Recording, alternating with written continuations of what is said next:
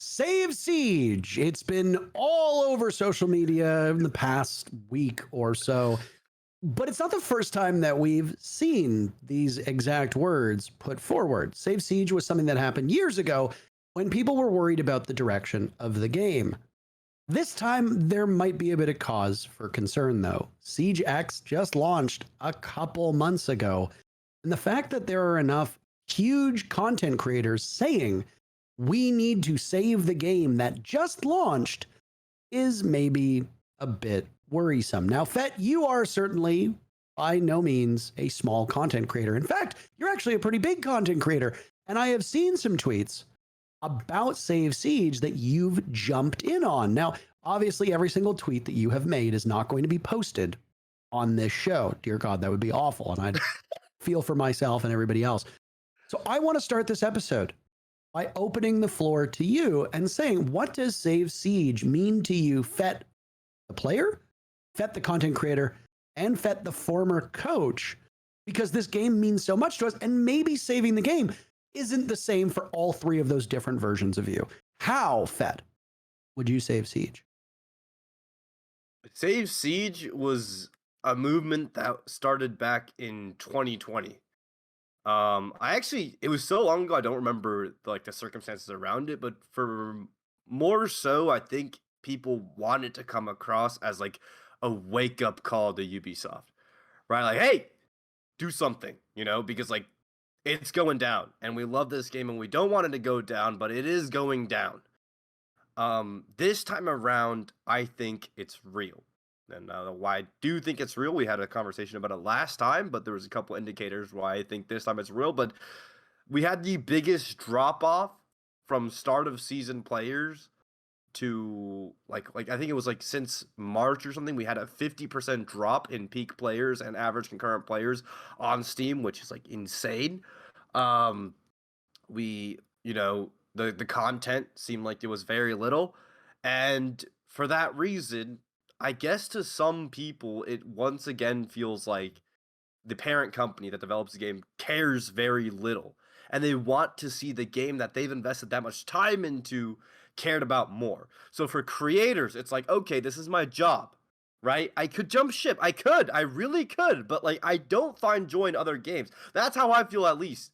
Siege is like crack, all right? Siege is like heroin. It's so bad, but it's so good. Like every time you try to get off Siege, I didn't know you've tried those.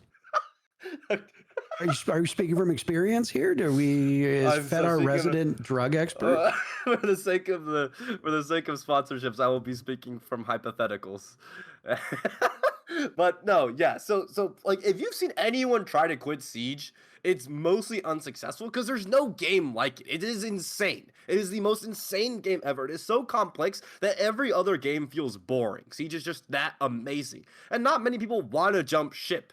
Jinxzi basically has already jumped ship, which was Siege's biggest content creator, which I guess was one of the biggest alarm bells for this movement starting, right? The playing experience for him on stream became so incredibly miserable that he switched to Clash and ended up actually doing, on average, better than he did in Siege, right? So, yeah, so for the creator, it's like, I want to be able to play and enjoy the game I love without jumping ship, and please focus, that. And then for the pro, it's like I want to be able to have all these hours put into this game pay off. Imagine remember when Ambi was going pro and people were like, by the time you're 18, the game's gonna be dead. Like, good luck with that. Like, hey, yeah, they said the same thing about Yaga. Yeah, way back. So yes, absolutely. So I will say in the past, I actually have never been spurred by these movements as much as this one right now, because the reason being, for me at least, and we can get into this more later after I let you talk after what I'm about to say, but I feel like this time around, it feels like Ubisoft, and I said this in my tweet, it feels like Ubisoft, the company, not the devs, not the staff at Blast, Ubisoft, the parent company that decides where the financial resources go, has given up on the game. That's what it feels like to me. There's a lot in that answer that ties into a bunch of tweets that will actually be shared on your screen, because part of the reason why we moved to a podcast network is because we have a producer, and our fearless leader, producer David, will be flashing tweets up on your screen. And I think a great starting point here is, where did this new resurgence of SaveSeige come from? And well, enter the very first tweet. It was actually Spoit streaming. It wasn't even his tweet. It was Spoit live on stream whispering in beautiful tones to his audience saying, "SaveSeige, guys, start the movement, SaveSeige." And it was more of a desperate plea for one of Siege's biggest content creators. Spoit was, when SiegeX was announced, Jinxzi obviously was the largest content creator watching it in terms of like Rainbow Six Siege. I think Spoit was second, which shouldn't really surprise people for how big Spoit is, but his audience is humongous. He's obviously partnered up with Jinxzi an awful lot. And he's piggybacked off of that. He's piggybacked off of somebody like Jinxzi. Well, a lot of people have. And Spoit is obviously, he's well-spoken. He's an incredibly gifted player. He's a good content creator. He's a major champion. And he's the kind of guy that you really don't want speaking poorly about your game. And it was a Spoit update, actually, that published it and basically said, Siege is in a terrible state right now. Cheaters in half the rank lobbies, unfair ranked matches, less and less content every season. The movement starts now. We need everyone to spread the word. Players, streamers, YouTubers, we need everyone. Ubisoft needs to see this thread.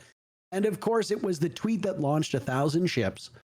And because of that, the whole community has been talking about SaveSeige. Now, I want to touch on some of the things you said point by point by point, because we could spend an entire episode talking about this. And we will actually be spending a great deal of time on this episode discussing the state of Siege. It does feel kind of funny that we asked ourselves, is Siege dying, in our very first episode last week? And now, and we didn't even say like SaveSeige or anything like that. There's no universe in which we are responsible for this. So obviously neither you nor I are going to take any credit here. All credit really does go to Spoit for starting this. But it is kind of funny that we picked up on it. The general community has picked up on it. Pros have picked up on it. And the game really does kind of feel like we aren't 6 months removed, or less, frankly, because I think SiegeX came out in what, June, was it? We're not even 3 months removed from the launch of this game. And it already feels like people are saying, like, why is nothing happening? And that is a big problem. If it were up to you, what is step number one of saving Siege? What's the first thing that you do? That's so tough. I Not to put you know on the a spot lot or of anything, people. Yeah, and yeah. The thing is, I don't have the same opinion with a lot of people. Like, a lot of people's immediate first answer is a lot of like in-game changes. For me, the number one thing is financial sacrifice, and that's why my number one call out is the overall overarching higher gods at Ubisoft that determine where the money goes, right? Because, and I hope, please, I hope this doesn't put me in bad favors and take away my charm. But you know what? If it does, I'm willing to sacrifice that if that's what it takes to make a wake-up call. Because I feel like for things to be good in life, you need to take risks, you know? You need to sacrifice and take risks, right? Like, I don't know how else to explain it. Before I started YouTube, I was in the mindset of, let me get a content creator salary first to cover my editor salary, and then I can start. And then no one was signing me, so I was like, you know what? Fuck it.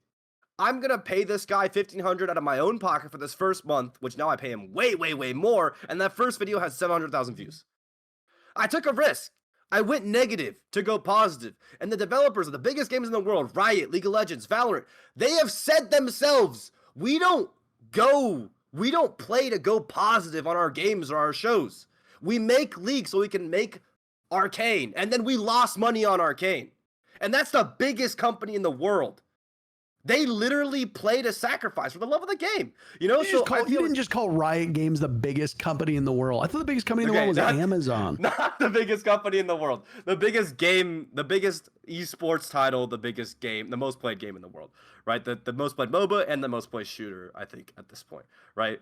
So I think so. I think they've beaten us. We need to fact check you on that, but this is not a fact zone. This is a feelings zone. This is definitely a feeling zone. We don't care about facts. We're not being fact checked in real life. We're not being fact checked right now. And speaking of, you said, I hope this doesn't cost me my charm. We were talking hypothetical charm because before the show began and we went through a run of show here, chat, just so you're aware, Fett's exact words were, I would love to have a charm in game, and I worry that talking about Siege could potentially imperil that. And I said, and I quote, Ubisoft is a lot of things as a company, but the one thing that they have always been very good at least with me, and I do appreciate it dearly, is that they have allowed me to speak my mind and speak criticism and truth to power without ever being punished for it. And this comes up quite often in casting. It's come up a lot when I used to do my bang on streams / podcasts where I would rightfully criticize certain things, whether it be esports orgs, whether it be TOs like ESL, like Blast. When I've criticized Ubisoft, Ubisoft is not going to punish you if you are fair and you present your opinion in a way that isn't overtly negative. Like, yeah, if you go on and you start baby raging and screaming and yelling and calling people out by name and breaking NDAs and stuff, you're going to get punished. But like, unless you pull like a bikini body and you attack an entire religion in a very poor manner, you're not going to get like blacklisted. Like, yeah, if you're rude to devs and you do stupid things and you're abrasive and you're hard to work with, you're probably not going to get invited to events. I think that goes without saying, but that's every job in every industry ever. There's a lot of people who are younger and they don't understand that one of the most important skills that you can learn is the ability to just not be an asshole. If you are hard to work with and just you think that you're the best, you can get away with it if you're humongous and they need you.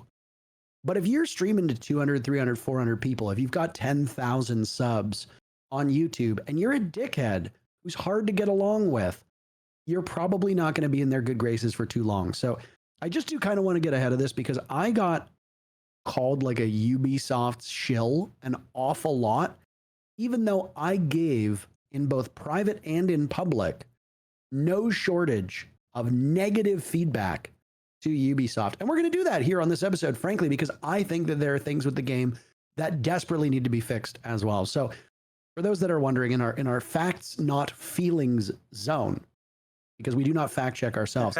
Fact, Fett does not have a charm. Fact, I do. Twitch.tv/Interro, free Prime sub, you get the charm in game. It's great. Fett hopefully will get one at some point, but I don't think your words, maybe you skew a little bit and then we edit it because this is recorded. If you say anything crazy, silly, it's still going to go out. I don't think Ubisoft's going to punish you. If you're in line to get a charm, I don't think rightfully condemning things that are going wrong with the game is going to hurt your chances. Yeah. That's good. That's soothing. That's comforting. Wait, David, fact check. Valorant League? League, yes. I think League is for sure. I mean, aside from Roblox, obviously. No one beats that game. Fuck!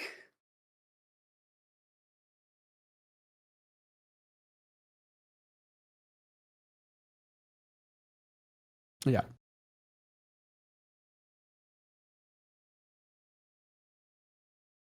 Okay. Now, okay, so this is what I was about to ask. Producer David is in our ears, not in yours. He's in our ears. And basically what he said was Valorant is definitely smaller than CS. I think Crossfire is like one of the biggest games ever as well. It's like a Chinese mobile game, I think it is.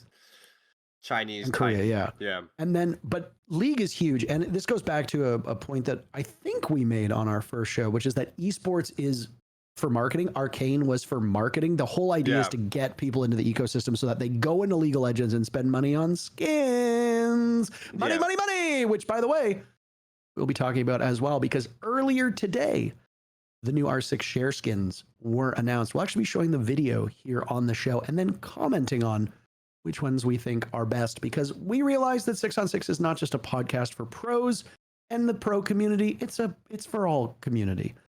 I went back and I rewatched a bunch of 6on6 podcasts actually this week, old ones we did. And it is very heartwarming to see the amount of people who identify as casual players who tuned in and made comments. So I just want to say to those of you that are watching that are casual fans, thank you. Welcome. We will do good things for you on this show. Now, back to Fett losing a hypothetical charm. Would you like to continue your reign of terror here with the things you say? So, speaking on the fact that you said, mentioning the devs, mentioning the people, I've spoken to the devs. I think the devs care a lot. I've spoken to a lot of people at Blast. I think Blast cares a lot. I think the players care a lot. I think you care a lot. I think the creators care a lot. I do. that is why I am now aiming at the next entity, because I used to be a casual that would just aim at the devs. But in all honestly, guys, like the devs just make the content a year out from release, and then the timing of the release of content just might be bad as a result. That's why Blackbeard was released during the Shield fatigue, but it's like they planned that a year ahead. It's not their fault, right? They're cooking up years and years ahead. Regardless of that, I just think the attitude of Ubisoft with min-maxing profit as opposed to maybe taking risks and putting all their eggs in a basket and investing more to get more returns is not really in line with what is necessary for success. And it just feels like people feel, it feels like they've realized they could do less and maximize more net, you know? And regardless of all that, it's like the reason I know that they have the capacity to invest is because they make other games or try to make other games like Hyperscape and X-Defiant. And they're like, yo, let me go compete with COD because COD has a low play base right now. Dude, you can compete with COD all you want, but Siege is your golden goose. It is the one thing that made Ubisoft go positive for, I believe, 2023 or 2024 financial year, right? Why not dump it into this game? If cheating is our biggest problem, and cheating has now leaked into free-to-play quick play, which is players' first taste of the game, and cheating is in everyone's Siege stream, which is the biggest marketing for the game, and playability is at an all-time low, and you have one of the smallest anti-cheats across all major esports titles, right? Esports game, competitive game titles. Dude, hire like a team of 500 people that literally go through matches and like manually ban people. Like honestly, right? So that's my thing. Is like I believe the biggest philosophical thing that needs to happen is, all right, you know what? Maybe, X Defiant, we can't do that. We can't beat COD. Maybe we can't beat Warzone, but we can beat literal non-existent competition in Siege. And I would love to see more resources poured into the Siege, because I just think that that's like life. The more you sacrifice for something, the greater the results will come. The people that like min-max the net revenue and profit and play it safe, honest to God, you don't see them coming the top, right? Or having a very long-lasting, um, whatever. Yeah, that's my take. I would like to know what you think about my take now. I think a lot of what you say you get right. I think Rainbow Six is one of a very small number of purely profitable games still in Ubisoft's stable. And I mean, there's no shortage of attempts to change things in existing genres that have fallen flat. You mentioned Hyperscape. It was a pretty cool idea, but it arrived to the BR scene a little bit too late. It had some weird issues and it disappeared. X Defiant was, hyped up as this COD killer. But I think the big issue with X Defiant is they went at it solely from a competitive perspective, which we have admitted on this show. I have talked about on my podcast. The actual thirst for competitive style games is really quite small. Like think about how many people play Rainbow Six Siege and then think about how many people watch our esport. Like it's pitiful. Like there are way more people playing this game on a casual perspective. A game like X Defiant, where they basically were like, well, what if we set it in the Ubisoft verse? Which used to be cool. Like, I mean, I grew up with like Rainbow Six and Ghost Recon and Splinter Cell and then Assassin's Creed and all these huge like tent pole Ubisoft games that were like, they were genre defining. They like Assassin's Creed came out and people were like, shit, this is new. And then all of a sudden all these Assassin's Creed clones come out. Splinter Cell comes out and they're like, well, you can shoot the lights and it gets dark and then you can sneak around. And my childhood brain exploded in my head. It looked like somebody decorated my room with watermelon, just shit all over the walls. It was crazy. But unfortunately, I find that a lot of Ubisoft games now are not very ambitious. They kind of follow this same same pattern where it's a big open world game that does things very, very well. Ubisoft's world building, in my opinion, is like second to none. The universes feel alive. You walk around with some of those Far Cry games, you walk around the Assassin's Creed games, they feel alive. The setting is excellent. The division, the realism is great. Like, I love the worlds they create. But then the gameplay just isn't particularly gripping. And obviously, this is something that Ubisoft has identified as a problem, because at the top they said, we're going to change how we greenlight games, and they canceled, like, this was a couple years ago, they canceled like dozens of games that were in the works. And they're like, we're going to change things. But they haven't really shown much since then. And unfortunately, Ubisoft has been getting backlash, not just because of the gameplay, but Ubisoft has kind of been squarely in the crosshairs of a certain contingent of gamers for being like too woke. They're like, the whole dialogue around Assassin's Creed was like, finally an Assassin's Creed in Japan, but the main character is a black guy. And you're like, why? Like I'm not saying that, by the way, like the audience, a huge portion of the audience said that. Audience, yeah. Yeah. And then that was the only thing I ended up hearing about Assassin's Creed, was like the main character is a black guy in Japan. And even I have to kind of think, like, I understand what Ubisoft is doing, but part of me is like, just make a game set in Japan with Japanese characters. Like, why step on a landmine yourself? Like, just do it. I understand the idea behind it. It's fine. But like, whether it is a good idea or whether it is a wise idea or whether it's based on realism, a lot of gamers are not going to care. Just make a game set in Japan with Japanese characters, move on with our lives. And same with Star Wars Outlaws. Star Wars, unfortunately, has also kind of fallen into that same, like, Star Wars is woke thing now. So when like Star Wars Outlaws came out, or whatever it was called, they had like a female protagonist with like a goofy little pet, and everybody's like, oh my God, this isn't real Star Wars. And I'm like, Star Wars Outlaws looks like a cool game. And it's like, from what I've seen of gameplay, it looks neat. But again, it's just like, it doesn't really do anything unique. Rainbow Six has staying power because it is unique. It has never really been challenged. People thought that Ready or Not was going to be some big competitor. No. Why? Because Ready or Not did what X Defiant tried to do to Call of Duty, which was that they tried to appeal to the competitive audience. People don't play COD to be competitive. I'm sorry. All these people whining about skill-based matchmaking, it's like thousands of people on Twitter. Meanwhile, there are like 15 million other people playing Call of Duty and don't even know that skill-based matchmaking exists. So like, yeah. I see all of this, and it's like, I like Ubisoft as a studio. I like a lot of their games, and I really have not met a lot of bad people who work at Ubisoft. Obviously, there are bad people who work at Ubisoft. They were in the news. That's not good. But like, most of the devs that I've met have been genuinely good people, and they care. But I do agree with your point. A lot of people at the top, I feel, just look at Rainbow Six Siege as a moneymaker. They're not really caring how it plays. They don't care about the actual game itself. There's a lot of people who are just counting beans, and those bean counters are like, how can we make more money? We'll make it free to play. We'll increase the cost of the battle pass. We'll introduce a membership. We'll increase the price of skins. We'll increase the price of packs. Like, no. I get that you have to make money. I get that Ubisoft is, like most companies that exist in a capitalist society, their goal is to make money. But I feel like you've lost a bit of the plot of Rainbow Six Siege by trying to squeeze as much money out of it as possible, and that money isn't going back in it. Because you're right. Why does it feel like over the last 3 to 6 months, with the launch of a new game, we've received like no new content?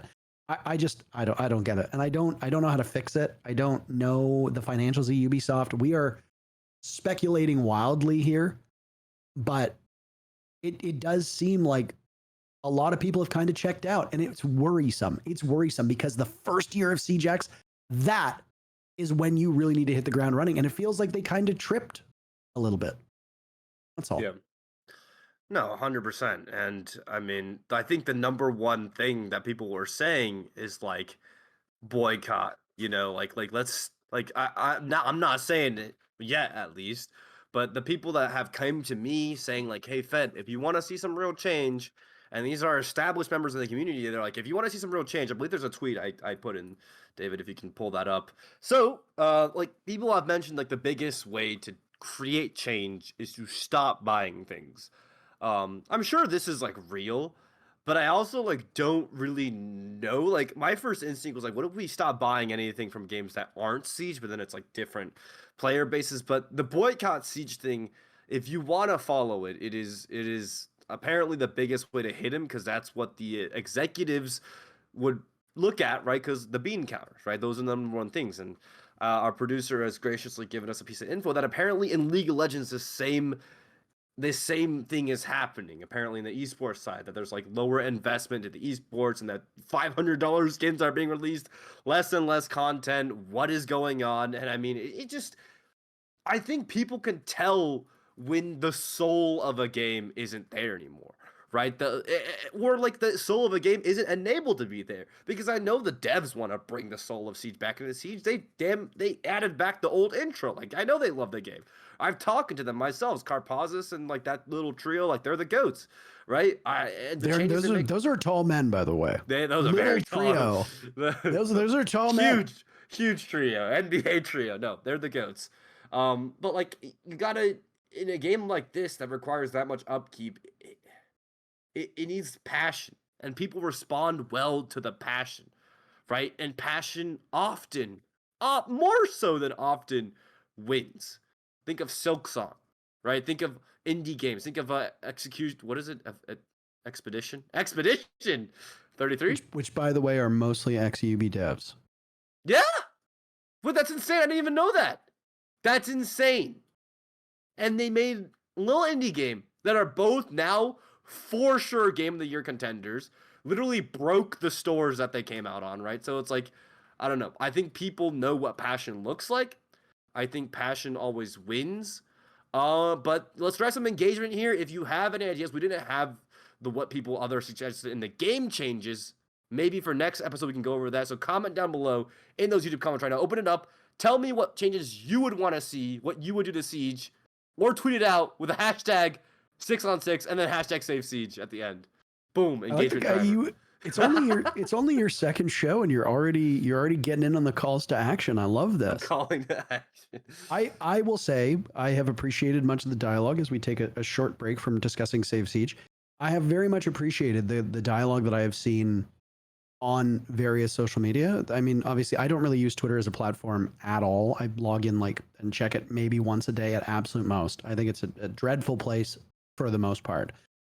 But I have appreciated the comments that I've seen on YouTube, the comments on Reddit. I even jumped into the Reddit thread at one point to basically talk about, that we're doing weekly episodes, and everybody joked like, we'll see you again in a year. I don't think people realize we are contractually required to put out an episode every single week. Even if I didn't want to do this, they will send the hounds after me. I will be hunted for sport. So we don't really have a choice here. Obviously, I do want to do it. And I was actually talking to my partner before we got home earlier today, that I said, like, I'm excited to do this show again. I've been missing it. I've been missing having a platform to discuss this game, and I'm hopeful that the audience, has missed having a show that can do that. I know obviously that content around the game is obviously slowed a lot. There isn't as much to do. You find that in a lot of older games, just that there isn't new stuff. And unless you're pumping out tons of new content, it is genuinely hard to find ways to make content around a game where everybody's seen everything. You've all seen the exact same thumbnail of an Ashe reloading an R4C. You've seen enough of it for you to see it for the rest of your fucking life. But like, it's tricky to do that. For us, we have a couple hours a week to be able to discuss that and then give you the goods where you can listen to it. I as one side note here, I would like, with your call to action, I would like to add another one. We got mixed feedback with the original 6on6 as to how long the show should run for. Whether it was like a couple hours, whether it wanted to be an hour, whether it was like, we had an episode that was almost 5 hours with Pengu. It was insane, like a 5-hour show. That's nuts. Did you let him get up and go to the bathroom? No, I think Pengu wore a diaper. Pengu diaper, Piper. Piper. I think he wore a diaper. I think we all did, actually. I think that episode was sponsored by I'm not allowed to say brands that aren't sponsoring us. So, but I want to know from the audience as well. Do you have an appetite for longer shows? Do you think 2 hours is the sweet spot? Because for some of our super shows that we'll be doing around majors, they will be longer. But just general shows, do you want 2 hours? Does that fit your timeline? Let us know. Be active. Tell us on Reddit. If you are a Redditor everywhere, and you are submitting our show on Reddit, it's been submitted twice, by the way. Thank you very much to the two people who submitted it on the R6 Pro League subreddit. And for the record, if you are watching this show and you don't go to the R6 Pro League subreddit, you should do that. because the more people there, the better. But I just want to know what people think.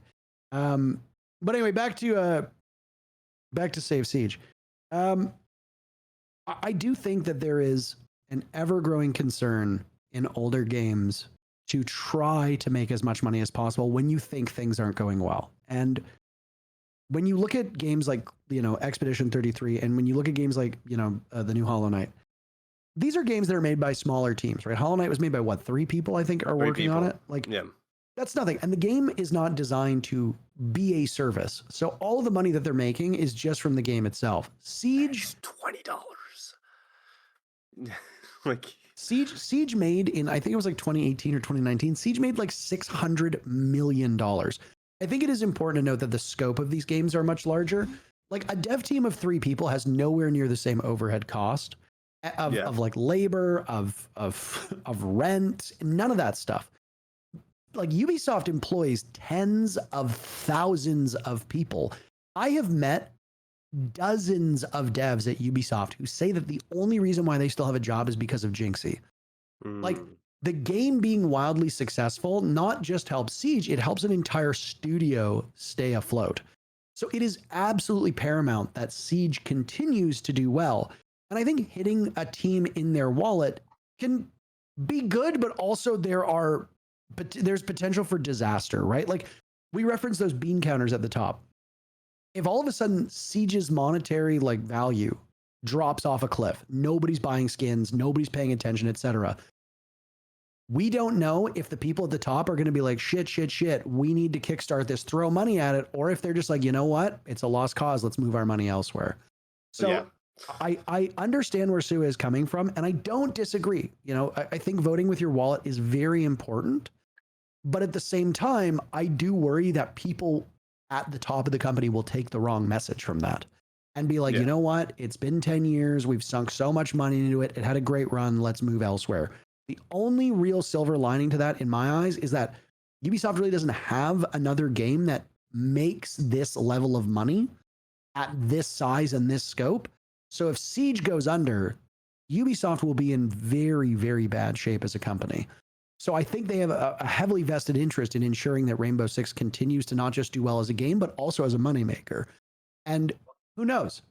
Who knows? Maybe we will approach it with good intentions and it will change things. But I do kind of worry that if we do that, they might say, you know what, let's scale it back. Let's fire devs. Let's slow the esport. And then nobody wins. In fact, we all lose. And we have not saved Siege. We have actually killed Siege. I'm really glad you said that, because I was going to make a video and at the end I was going to have a chapter be like, what can you do? I was going to bring that up, but then I was going to be like, I don't know, because my thing in my head is the same thing. It's like, if we start boycotting Siege stuff, then they might look at it and be like, well, this game's fucking dead. Let's cut the support off even more and min-max the profits and juice it even more towards the end. So maybe the alternative route of like not doing anything except for buy Siege, like not buying any other Ubisoft stuff and just buy Siege, I don't really know. Regardless of that, I also wanted to touch upon another thing you said about like the content thing. I think that's been another big concern that people have, right? Is that like, oh, they got to add more content, more operators, more maps. That's what's going on. I've always been of the opinion that like the amount of content influx actually doesn't really matter as much compared to the relative playability of the game. But I will say, Siege is one of those games, in my opinion, where literally an infinite amount of content will not make it unplayable as much as like a game like League, right? Whereas like when I got into League, that shit was low-key simple, I'm not gonna lie. The people getting into League now have the like literal biggest nightmare of their entire lives. It is impossible. I've tried to get friends in the League, not possible, not real, impossible. But Siege, I think there's so much, the Siege is so dynamic and like dynamically balanced in the sense that you could just shoot someone in the head at the end of the day in game in GTA.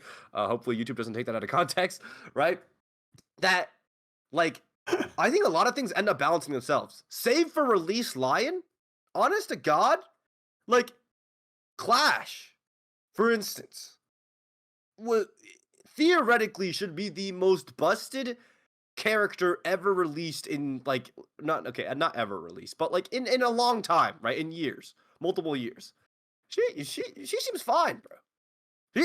She on paper she still needs to be nerfed, but like a lot of these ops, like even before shields were like they got balanced a little bit. They were still like somewhat fine. I feel like Siege, the more operators Siege has, the actually less likely the next operator, no matter how much you overtune their kit, is actually gonna be, wait a minute, this guy's gotta go.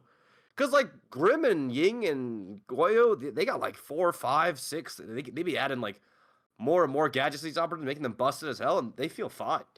So I think Siege is actually beautifully designed intrinsically that like more content can't even hurt, can't even oversaturate. I think this is where Fett the player and Fett the content creator kind of are at odds, right? Like if you are somebody like Varsity Gaming, if you're somebody like Macy J, like if you're one of those guys who your sole existence is because of Siege. And hell, I mean, I'd even put myself in that category too, albeit not from a content standpoint, but if Siege dies, I need to find a new job. Yeah. Like, I think if you look at the opinions of some of those guys, they need content to continue to drive views towards their channel. YouTube is obviously YouTube is an abusive partner. You need to constantly do everything right in order for YouTube to praise you and to help you. And if you can't upload videos, or your videos start to decline in views, and you're not connecting with what the viewers want, your channel dies frighteningly quickly. And there are certain content creators who, I'm not trying to be rude here, their content is not particularly good nor unique. They're just somebody who is like a likable human being who covers the new stuff that comes to a game. And I'm not thinking of any content creator specifically. And this is not something that's just for Siege. There are lots of games like this where you'll Google, or you'll go on YouTube and you'll type out like new champion on League of Legends, and a bunch of different videos will pop up. And these people have like next to no personality. They're literally just reading patch notes. There's nothing special about their content. And yet they've got 80K views. They've got 500K views. And you're like, then you go and watch the content that they do when there's a bit of a drought, and you're like, this person is more boring than watching paint dry. Those types of people need content in order to maintain relevancy. And for us, we can easily say like, oh, well, we're not going to miss people like that. If they stop making content, whatever, like, sure, maybe not, but those people still want content because they want to be able to live their life. Everybody that wants to be a content creator wants to be able to do it for as long as possible. And I look at it from a viewership perspective, where I don't need new content. I don't need a new operator every 3 months. I don't need new guns. I don't get bored of playing the same stuff over and over and over again. But I do get excited when new content arrives. Yeah. And I do tend to spend more time reading about the game, interacting with the game, watching content on the game, and playing the game when new content is dropped. And I think that's pretty widespread. And this also applies to the casual community, right? Like, a lot of people who play this game casually are very excited about a new gun. They're very excited about a new map. Even if to us it seems largely unimportant, there are millions of people who play this game every day who freak out when a new operator drops. So the devs have this hard time balancing for content creators, for casual players, while trying to keep the game overall as healthy as possible and working within the confines of whatever budget they have and whatever size of their dev team that they have. They have to balance all of these things. And again, let's go back to something we talked about in our very first show, which is that you're not just balancing for a casual and competitive community, you're balancing for console players. You're balancing around older and developing around older consoles, new consoles, bad computers, good computers. Siege is an incredibly taxing game from a technical perspective. And it is an incredibly complex game that high-end PCs struggle with, and servers struggle with, and the game and engine struggles with. And the devs have to take all of this into account. I am by no means excusing some decisions that have been made throughout the history of this game where you look at it and you're like, why would they do that? But I do think people need to kind of take a bit of a deep breath and realize that Rainbow Six is not an easy game to work on. It's not an easy game to play, and it's certainly not an easy game to keep alive. And all things considered, I do think the devs have done a very good job of bringing this game back from the brink on several occasions. And I am hopeful that they will be able to do it again. But I do agree with the overarching point, which is that something needs to be done relatively quickly because there is a massive frustration that has seemingly exploded that needs to be dealt with, or else it's only going to continue to get worse amongst community sentiment. Yeah.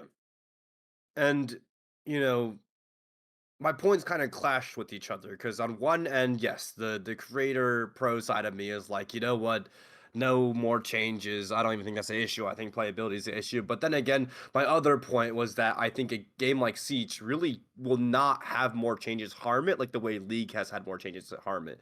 You know, I think it's a game that like ultimately like the core mechanics of the game, you can outmaneuver a shield without an ability, you know? Like you can like melee the shield and shoot the shield once the shield is melee, right? So like that's what I love about Siege is that it feels like no matter how many operators are introduced, it'll still not be too overwhelming. I think because I mean like noting that the barrier to entry is kind of crazy and it has always and will always be kind of crazy, but I think after that, I think it's fine. Like mostly in Pro League, every time operator is released, besides release Lion, I think it's always been low key fine. Like the game, even when like Elo Scorpion was running around with an old gun, it was fine. It wasn't like horrible, you know? Like you just play the game. Everyone play the game. Everyone adapted to it. It's broken. It's fine, right? But it's still a good game. You know, it was one of the most popular eras of the game. But that also might speak to one of the other reasons that people are frustrated with Siege that I've been seeing all over Twitter, which is basically the idea that, and this is one of the other angles that isn't content-wise having to do with the game. They think the other angle to why Siege has become less and less enjoyable and playable for the players is because they've kind of removed that, right? Like the idea that it's also a shooter, because Siege has been slowed down a lot over the course of the years, right? The quick peak was slowed down. The bolo peak was nerfed. This was, which I don't disagree with actually. When like those current changes, I don't disagree with. The ACOG was taken away from defenders, and it more and more streamlined the playing experience to be around abilities. And the devs themselves have said on broadcast the reason for being this is because they didn't want to see anymore on the big screen some guy getting Shaiko peaked 400 times and then getting one tapped, and that was like the extent of what happened in the game. But I think that's what made Siege beautiful. Like, to my point, Siege is a beautiful game because on one hand, you could use Capital and Glass and something and orchestrate the most beautiful util 3-2-1 with your duo or trio ever seen in the history of mankind. And on the other cannon, you could just run in and out aim everyone. And the double dual aspect of that is, I think, what makes Siege such a beautifully unique game. And I feel like people more and more have been boiled down to the other utility side. It's like not even a utility side, because the game ends up playing like a shooter anyways. Like you still see someone get Shaiko peeked a million times and then die anyways, right? In the game, it doesn't play out like a MOBA. But I will say, I had a huge argument with the IRL that between Val and Siege, which plays more like a MOBA, which essentially boils down to pacing like a MOBA. And I will say, over the course of months, I used to say Val, but I actually think, and a pro player JV92 also said this the other day, Siege plays like a MOBA. Maybe that has something to do with it. What are your thoughts on that, Barker? I mean, it's funny that you have this conversation because I wasn't talking about Siege. I was actually talking about Valorant a couple days ago, and I remember like the infamous Henry G tweets way back when he's like, abilities won't kill, guns will ultimately be the end of it, blah blah. And then you watch like a Valorant match, and it's just like an explosion of colors everywhere from all the abilities, and you're like, I have no idea what's going on. And I say this as somebody who A, likes Valorant, B, has casted VCT before, and C, would still cast Valorant, frankly. Like, I think that there's a lot that goes into Valorant in terms of util spam. I don't think utility and strategy plays as much of a role in Siege these days. And I will actually agree with Macy J, who also talked about SaveSeige. He actually updated his stream title one day to say SaveSeige, and has been kind of talking about how, Macy's like, I sounded the alarm bells, basically saying like, this is where the game was heading with content, with the community, etc. And, one of the things that Jinxzi did very, very well was bring in a new audience to the game. But maybe it's just anecdotal, but every single time I see somebody in my games with a Jinxzi charm, they're not using utility, they're not using their mic, and most of the times they're not even using their brain. They just have a Jinxzi charm on their guns and they sprint into the building and they become human cannon fodder. And it's very frustrating. And Macy's been banging this drum for a while, saying that a lot of people just want to play team deathmatch. They just want to run around and frag. The guns are too good. The game is too fast, etc. And I find it funny because you'll say, you just turned around and said, well, the game is slowed down a lot. It's a lot more tactical. Maybe at a top level it is. But I do still watch a fair bit of Rainbow Six content. And I will say, there has always been a large focus on flashy gunplay. I mean, Bolo did it, Spoit did it, all of these guys did it. Go back to the early days of Siege, when everybody who played the game was a complete and utter bot, and watch some of Macy J's early content, watch some of Serenity's early content, watch some of Tangy D's early content, and you will see guys who are doing nothing but trying to sweat out around and strategize using utility. Drones, primary gadgets, secondary gadgets, etc. Siege has always been a game that, in my eyes, almost perfectly blends theory crafting and execution with like the violence of like a shooting game. It's fast, it's high paced like a shooter, but it also has a game of chess that's going on where your gadgetry has to beat out somebody else's gadgetry, but they brought that to try to counter you. You bring a Ying, so they bring a Warden. So you bring a Buck to deal with the Warden from down below. So they bring a Vigil who's going to run, like all of these different layers to try and counter each other. But gunplay has still been, like, to me, the most defining part of Siege. I don't honestly think that's changed that much. If anything, I do side with Macy. As I said, I think it's skewed a bit where people have said, like, there's too much utility going on. I'm just going to run in and frag people. And I think Siege is at its best when both are viable options. But the devs, again, need to balance this, because half of the community, if you go through these SaveSeige comments on Twitter, half of the community is like, well, this game is so slow now. It's so boring. They keep nerfing operators. Why'd they take scopes away? Why are they taking this away? Like, I want my game to be about guns. And then the other half are like, one-shot headshot is stupid. Bolo peeking is stupid. You still lean way too fast. Why are people running into sight and getting rewarded for this? You cannot make both of them happy. So how do you balance that? I don't know how the devs do it. I think more often than not, the devs have a vision, and whether the community agrees with that vision doesn't matter. It's the devs' game at the end of the day. But I don't know how the devs can kind of pacify one of these sides or placate one of these sides. Because when I do play Siege, I like it. I think the way it plays is quite nice. But how do you train the community to play it a certain way? How do you fix player behavior? They've tried to do it. Half of the community revolts. People get angry, and here we are now with another SaveSeige going on, with both sides saying the reason why the game is dying is because of you. The only thing that they tend to agree on is that they seem to think that the reason why the game is dying is because of the devs. So, yeah. I'll actually debate you on this, Parker. First Hit me with 6 it, hit on me 6 with it. debate. First 6 on 6 debate. Episode Let's do 2, it. we're already having a clash. All right. I like it. I actually disagree with Macy. Now, I do think it is fast-paced. I do think fast-paced Siege is one of the most rewarding things ever, but because of shields. I think the MOBA gameplay of Siege likely has to do with the Montane and Blitz and, like, you know what I mean? Like, less gunfire, more walking in a shield than a dude nowadays. That's why I feel like it kind of plays like that nowadays. I would agree with that, by the way. I do think the prevalence of shields has made the game less about taking direct gunfights. I will agree with that entirely. Yes. 2, I think it was inevitably becoming a TDM game, because if you look at any game, the better the players get at the game, like the average skill the player base, and the more popular a game gets, the more aggressive it becomes, right? If you know League, there's a mechanic called the insect kick back in like 2013, that like, or not 2012, 2011, where like if you did it, you were a god. You would dash behind someone with Lee Sin and kick him back into your team, and that was like the most insane thing you could do. Now it's like if you want to be gold, it is a minimum requirement to be able to do that mechanic with that champion, right? So I hold on. To your point, you know the thing that like Faker does where he flashes as his ear and then ults and it shoves you back? Yeah, and like, oh yeah. my God. I am presently Silver 3, and people are doing that in my games so easily. Like, it's brainless. It's like I'm seeing that down in Silver 3 all the time. Yes. But I think the game was going to get aggressive no matter what, because people were going to get inevitably better at gutting, right? And I think I appreciate the Macy J time where people like freaked out about him C4ing a guy underneath with pulse, which was, granted, when I started the game, that was insane, right? I actually think nowadays, like for me, it's like scientific law dictates the better a game gets, the more aggressive people are going to be. how do you actually manage to make that Scientific tactical? law. Yeah, scientific law. It's like the natural population dynamics over here, Parker. That's not in my head. That's what happens. It's the curve. We got a power law curve of skill to aggression ratio, right? Um, but how do you balance that and slow that down tactically? And I actually think it's in the sound.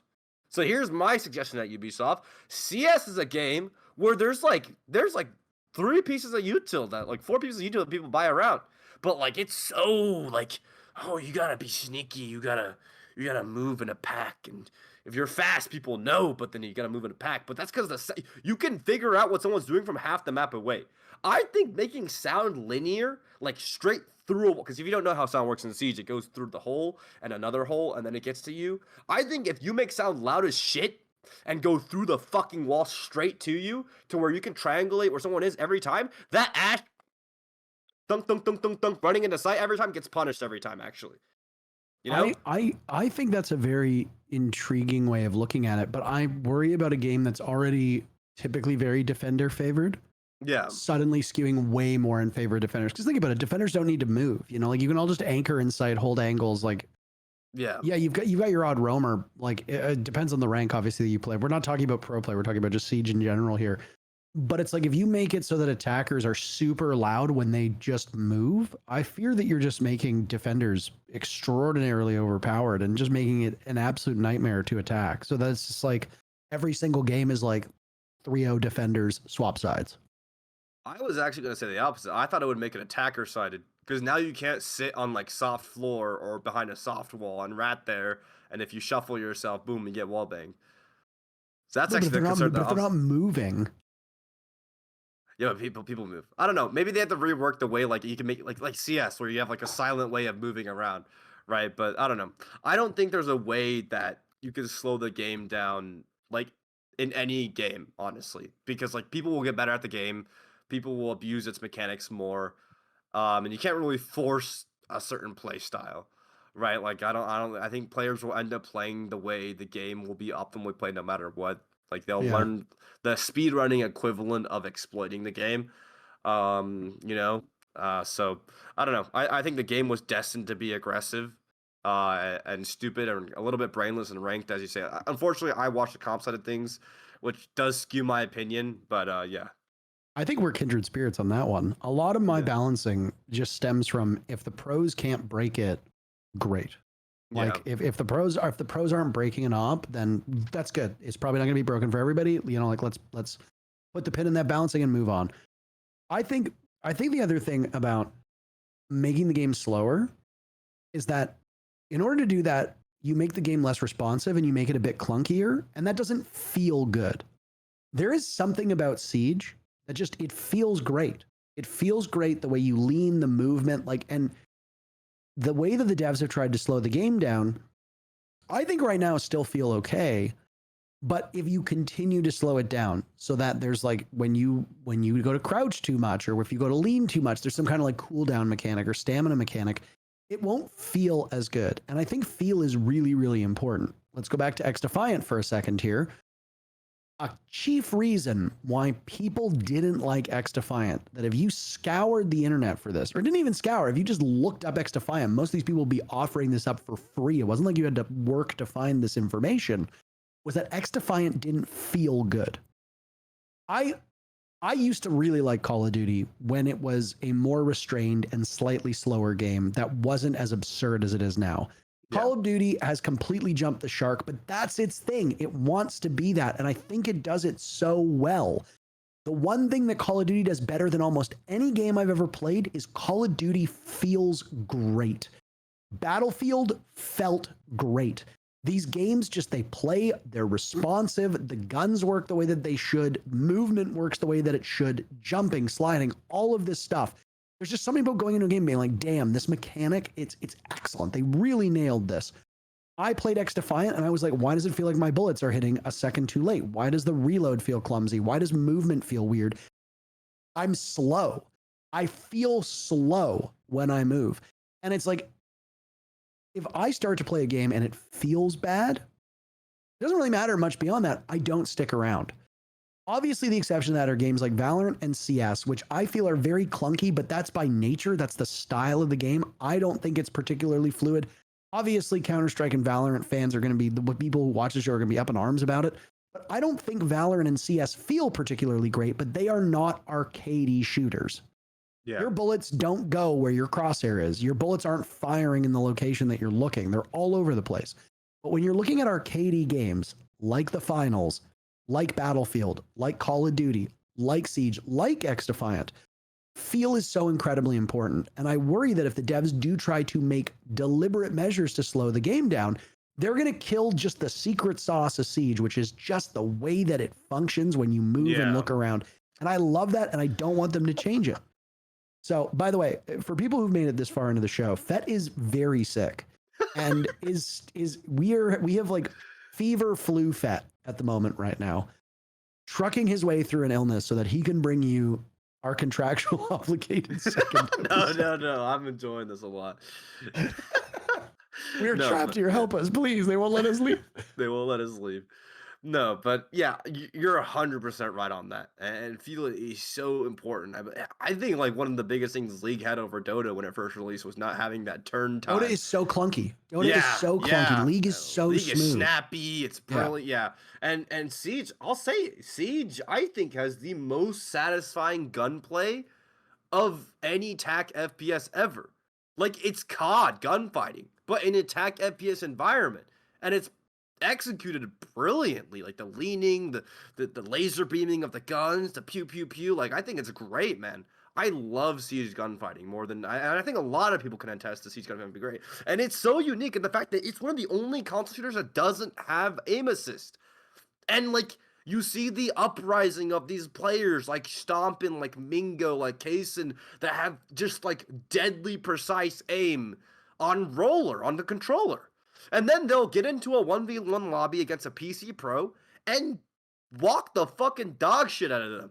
Like, yeah, and it just goes, and oh my god, the game's not mechanics based. And then Spoit, who has never touched a controller in his life, will go on controller to 1v1 Jinxzi, who has played 40,000 hours of controller, and go to overtime with him on the last map of the 1v1 and one-tap him a couple of rounds because, oh my god, it's a crosshair placement game. So, yeah, Siege is beautiful because it has this amazing gameplay, gunplay, but then once you get to the highest level, you actually realize it doesn't fucking matter. One of my best videos is like, why has Brazil been so good? They're known to be an aggressive region, the most mechanical region, but when you watch them, they look like they move all on controller and like bots. None of them even Shaco Peak or Hashom Peak. Like, none of them. Like, the best ones, Herds, that guy never does that Peak, is it? I haven't really heard that term. You haven't heard that one? That's a prone. You hit a little prone. Like I like this. Yeah, a little prone. No, but yeah. So, yeah. That was one of my most popular videos, and I think a lot of people, like, a lot of the AIM community retweeted. It's like, yeah, simple and slow is better, and just having proper cross replacement, which I think is true, because I think I'm one of the worst mechanically gifted people of all time in history, and I think I've managed to do well in certain scenarios, like CL subbing in, or PL subbing in, or ranked, and I think, it's a brain game. Really good brain game. There is something so satisfying about watching Bolo in his prime on his YouTube videos. He wastes next to no movement. It's great. And I think it's a good way of showing off Siege. And I can completely get why younger players and even older players who might not have the mechanical ability to pull it off, but I can completely get why younger players would watch those videos and be like, that's what I want to do. Because it looks great. It really, really does. You know, you watch some of these Brazilian teams play, and I'm glad you brought this up. Because like I'll watch a player like Volps, or I'll watch a player like, Herds. And their movement almost looks controller-like. They don't really waste a lot of movement. They're very measured in the way that they aim, and there's nothing particularly impressive at first glance. It's not like you're gonna watch like what Volps is capable of doing in a match and be like, oh my god, that guy's insane. You're gonna look at it and be kind of like, wow, those are some good kills, but like that's all you're really gonna think. The more you get to know the game and the more that you understand the way that these players think, the decision making they have, the game sense that they have, and then they combine that with mechanical skill, it gives you a really deep appreciation for the fact that they are not a bunch of like G-fueled teenagers running around the map screaming, into their microphones, killing people in, a split second. These are professionals who know the game inside and out and have full control of their mechanics, and they excel. You know, it obviously it is hard to balance this game, and I share frustrations with SaveSeige, and for me, you know, my point is that when you release a new game, as Siege X is effectively, you need to really blow the roof off the place, right? I think now that we look back, now that the dust has settled, now that it's been a couple months, it looks like, honestly, much of Siege X was about dual front. And I'm sorry, dual front does nothing for me as a game mode. I'm not the target audience there. But I also wasn't the target audience for R6 Extraction. I didn't really care about Outbreak when it was in the game. You talk about how good the game feels. Shooting giant armored things in Rainbow Six Siege doesn't feel good. Like, one of the best parts about Siege is how vulnerable you are. Go back to the very first Tom Clancy Rainbow Six game, right? The thing that immediately wowed me over 20 years ago when I played my first Rainbow Six game, you get shot twice, you're dead. That blew my mind. I was used to games where enemies were bullet sponges, or, you know, it would be super cartoony and you'd have rockets and you'd eat a rocket to the face and you'd still be alive. You'd be playing games like Doom or Quake or Halo or whatever. And it's like, yeah, I'm not really that fragile. And then you play Siege. What are you laughing at?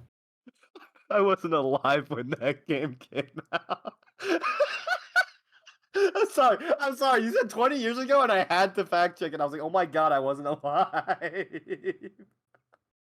Sorry, I'm sorry. I completely broke your flow. I'm sorry. I love a constant reminder of my own mortality. No, no. I am very old. I casted with Lynx once. I didn't get my knuckles wrapped, but I did get a gentle reminder. When Lynx and I casted together, I can't remember if it was Brazil. I think it was Brazil. It was the SI we had in Brazil. And we were talking about, like, oh, hey, remember this? Oh, hey, remember this? And Lynx was like, actually, I don't remember that. I wasn't alive. And I said, well, you also weren't alive for 9/11. So, you know, when they say never, when they say never forget, damn, there's nothing even to remember there because you weren't around. Holy shit. We had production come over the ear and just kind of be like, hey, just remember, guys, we want to keep talking about politics to very limited things. Okay, bye. And it's just like, I mean, I get this. Esports is a young man's game. Like, I'm 35 years old. You know, I know that there are lots of people who are older that watch the show, but especially with Jinxzi's popularity, a lot of the people who play this game now are very, very young. And it's like, when I go to live events, I'm astounded with how young the crowd is. But that's esports, right? Like, once you get to be like 25, 26, 27, 28, your ability to game as much as you did when you were 16, 17, 18 gets a lot smaller. And, you know, we talked a little bit about like time and being older in the last episode. I think there was a bit of a misunderstanding about something I said on the first show, which is that I said, you know, like, when you have limited time, yada, yada, yada. Somebody was like, well, I think actually the opposite of Interro, like, when you have limited time, you know, you're more upset about cheating and stuff like that. And it's like, I actually agree. And this is an argument that I make every single time I stream myself and I run into some like toxic little sniveling loser or a toxic adult, because they obviously exist. They have the mindset of a sniveling little loser, but they're still in the body of an older human. Imagine you get up at 6:30 in the morning. You have a house, maybe you have kids, you have a partner, wife, whatever. You wake up, you make your kids food, you make yourself food, you shower, you get on the road because if you're North American, you're probably commuting like an hour and a half because we don't believe in walkable cities.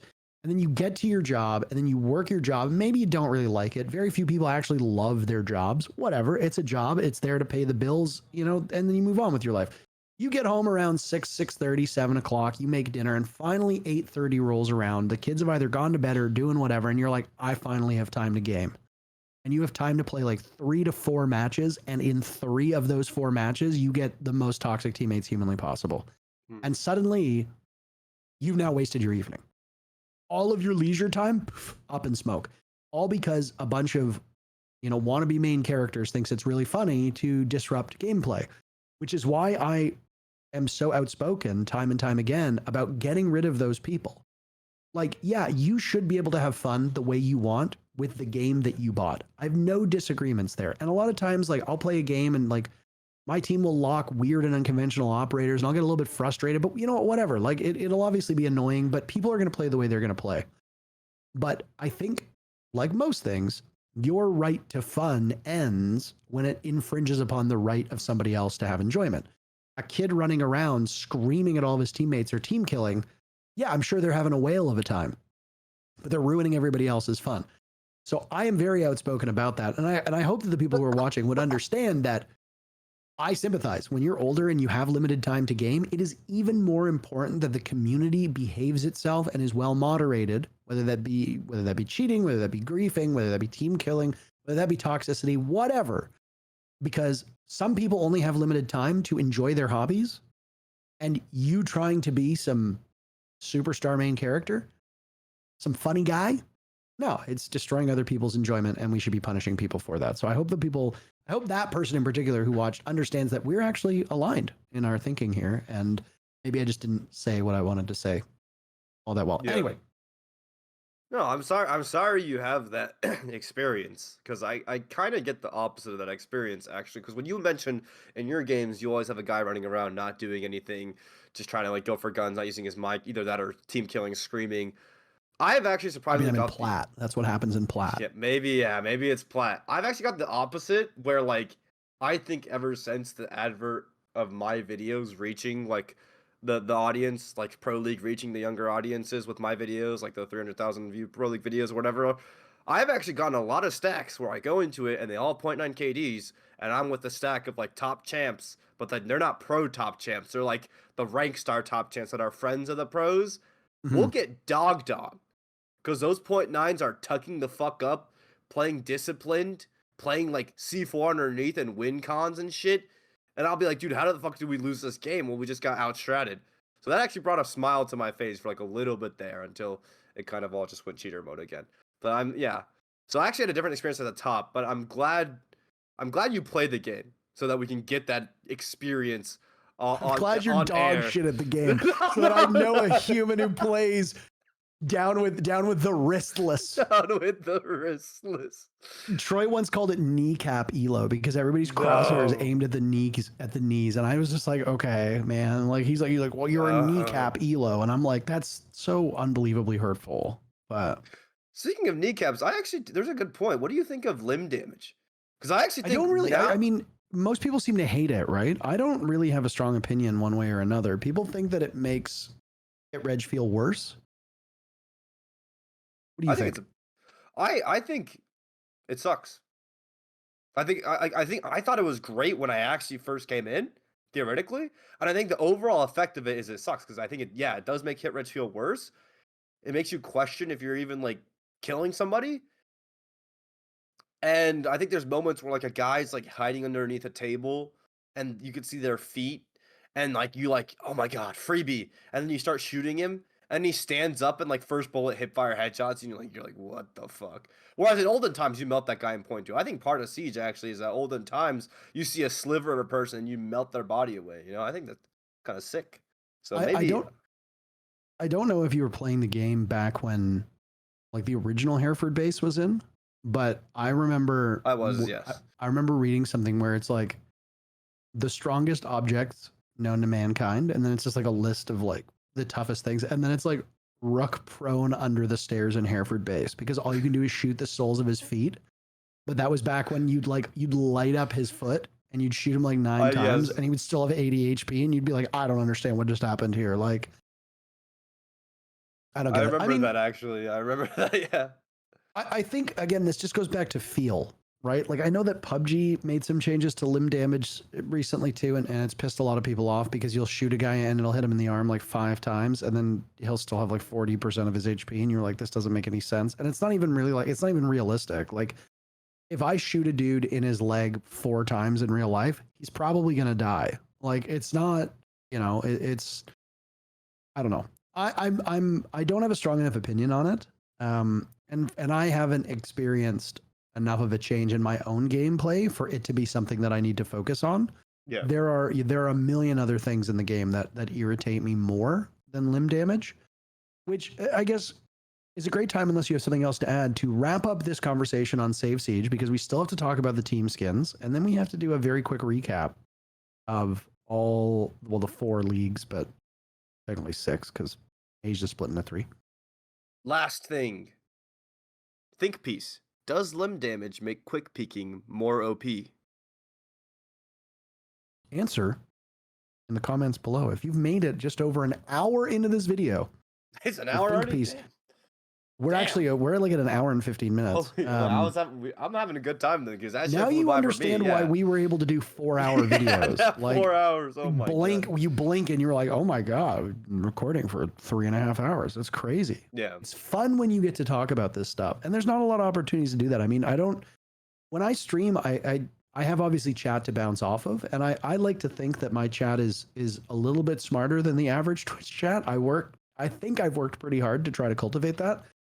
But at the same time, being able to bounce off each other and just kind of talk about the game that we love that has made our lives what it is great, frankly. And for, the dozens of people who are going to watch this video, really appreciate that and hope that you're able to weigh in as well. But okay, this is the last point so go to the think piece, obviously weigh in on what are our calls to action so far? What do you think of Yeah, give us maybe something to go over next show about what you would do to fix Siege and save it. In-game changes, anti-cheat changes, yada yada yada, anything. 2, do you like the length of these episodes? 3, does limb damage make quick peeking more OP and thus more frustrating to play against? And look at who's being the host now. Why do you make that face? Okay.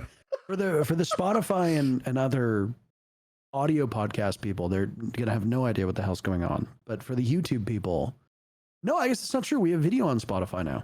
Yeah. Well, it's okay. Technology, Joe Rogan ate pizza on a podcast once, and they just had to figure it out. So,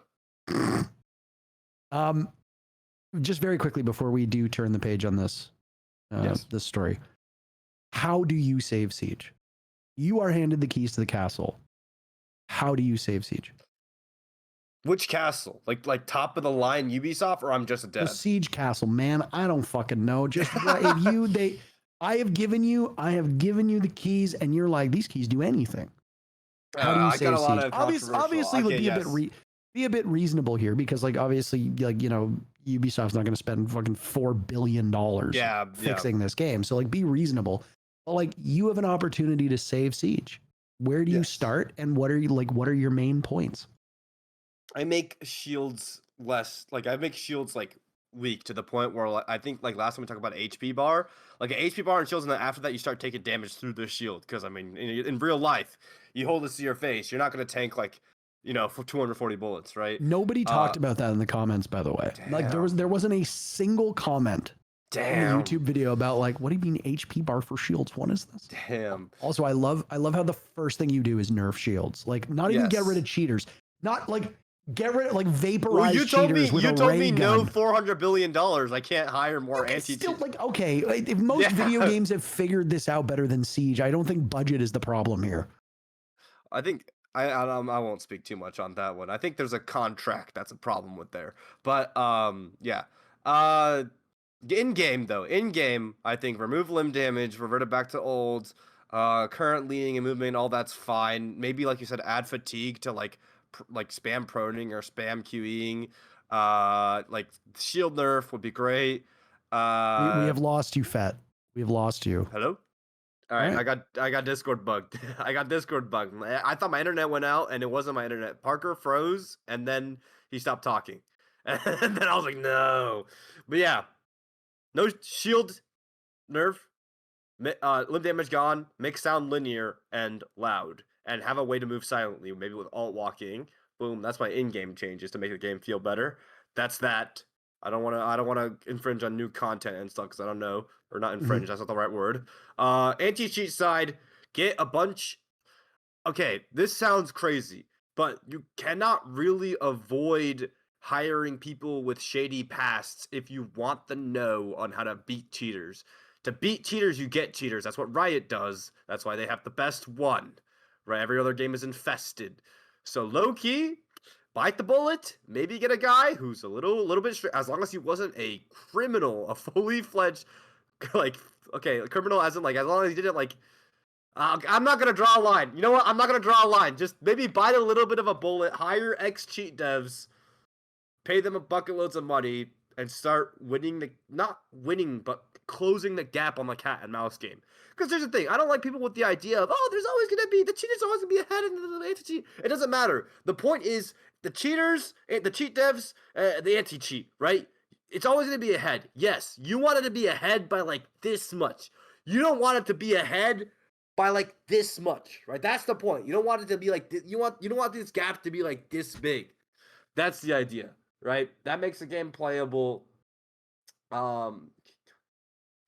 If I was given the keys to the financial castle, I don't know, make the game like 64 tick or some bullshit. Like I don't know, like make it feel good, make it sound good, make it make it great. I don't know. I'm going to stop you for a second. What do you think of the new sound in SaveSeige? It took some getting used to, but I like it. I actually kind of like it more. I think it's more accurate once you get used to it. Do you think the same? I like it, but I believe the majority of the issues people had with it had to do with like specific hardware that they were playing the game with. Like people with a certain type of CPU actually experience sound differently from other people, which is really strange. I also don't like sound as ping based and like land based, but overall, yes, I agree with you. On the builds of the games that I have played, it's better. But then you'll see in Pro League, I don't know if you saw this the other day, Nafe got like a guy literally shooting down his Azami in front of him, and when the Azami broke down, he was sitting in front of it, crouched down, looking through vert because he had no idea. And then he replied to my tweet saying, "I don't know if you've heard the new sound in the game, bud, but that shit is horrendous." So I think it's like from person to person, from PC to PC, sound is different actually, which is really weird. Because I know when it's good, it's good. Siege is a tough game because they want to make sound as realistic as possible to go up with the whole realism aspect. But again, it's an arcadey game. And because it's arcadey, a lot of people don't want realistic sound. They kind of want arcadey sound. They kind of want what you have, what you'd advocated for, which is like very linear and direct. Like it doesn't matter if there's a wall in your way, like you hear the sound through the wall. It's tough. Obviously, I don't really have much of an opinion either way. I don't really care about sound that much. I think sound is integral, but I don't have a huge issue with Siege sound. If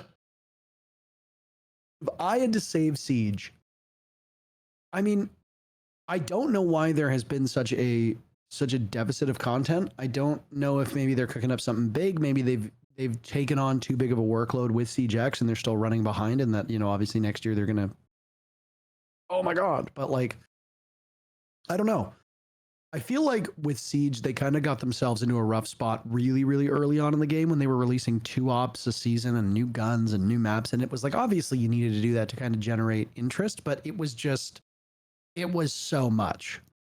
And now it's hard because there are a lot of people who I think have they think that that's what it should be like, but the game is so far from that. And now it's like, even one new gun, people lose their minds over it. I think new and innovative operators get tougher and tougher to make, but I think that's obviously should be a priority. Making new content is always good.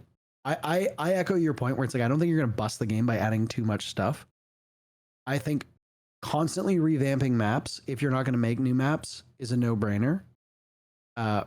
I mean, I don't have any love for Dual Front personally. It doesn't move the needle for me. I don't mind it being in the game. It's just, I think it's a poor allocation of dev time and dev talent. Like, it's fun for a little bit, but like it's not the reason why I play Siege, right? Like, this is a Rainbow Six Siege core podcast. Like, we're not here to talk about Dual Front, and I don't think Dual Front's going to ever have like an esport or anything like that. Maybe it might. I don't know. I doubt it, but like, it's fun and it's cool. And I hope that there's not a lot of time being taken on it, because I much prefer that they put that effort into the game itself. I would like to see touch-ups on maps. Like change around a couple rooms on Villa, just like small stuff. Change around a couple rooms on Coastline, just like little tweaks. I would like to see the map pool get, changed up as well. We talked about this last time, and there were a couple supportive comments. I don't know if you saw that. We're like, yeah, fuck it, throw in plane. Yeah, of course. Like, throw in, house. Let's see what the pros do with it. I am not that much of a psychopath. I think the people, by the way, if you're like, yeah, plane and house should be in pro play, I think you need to be institutionalized. I think we should I be able need to to be put you. institutionalized. Fuck You it. need to be. Put You need to be plain and pro institutionalized. play. Yes, Yeah. sir. Yeah. Yes, sir. Put plain and pro play. No, get Yes, out of here. sir. You're crazy. Yes, sir. No. You are. We should put you in a zoo and stare at you and study you. That's what we should do if you think that. But I do think like touch up Villa, touch up Coastline, touch up Fortress, just like small little tweaks, touch up Theme Park, like just keep making small little changes. I like, obviously new guns are fine, but I don't really care either way. I think the cheating is obviously a big issue. And again, cheating is always going to have a big spotlight because the people who play this game for the most part at the top are going to be pros who are going to be playing against cheaters with the most frequency. If you're trying to create content, whether it be live or pre-recorded, and you are just constantly running into cheaters, that's a bad look for the game. It hurts content creators, which means that it has a chilling effect on the content that's made itself. But the content that is made, especially in a live format on Twitch, looks terrible. Again, I will say the same thing I said last week, which is if you go and you watch somebody play a new game and all you see is cheater, are you going to want to buy that game? Probably not. You know, it's a terrible selling point. So getting that under control is going to be a challenge, especially now that the game is free to play. Not that cheating was particularly difficult earlier, but now that it's free to play, I imagine it's so much easier to just cheat on the game. Like that to me is what I would do. And then just, it feels like a little bit, maybe it's because I don't use Twitter that much and maybe I don't know the devs as well, but it also just feels like the devs are kind of absent and I don't know why.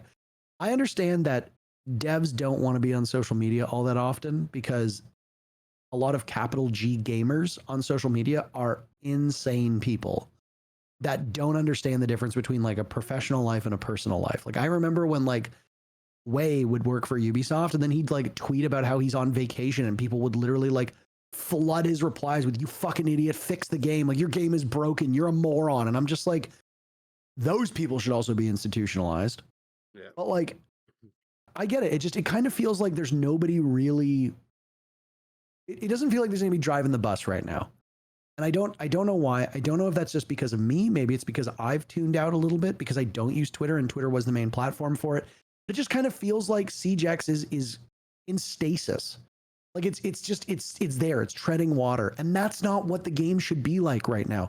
You just made this huge splash that there's a new game coming. It's SaveSeige. This is incredible. And then like, it's mostly been like, this is basically the same game with a couple exploding pipes and different sound.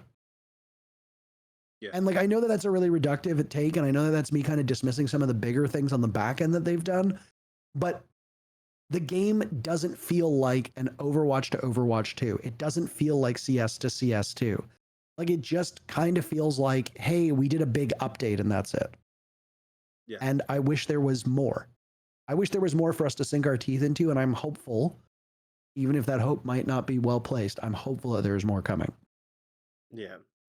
And to close off this SaveSeige segment, I will say, people look at this movement and people look at us and people look at this hashtag and they're like, wow, what a bunch of fucking delusional morons. You know, nothing's ever going to happen. Nothing's, you know, blah, blah, blah, blah, blah, right? Ubisoft never listened, blah, blah, blah, blah.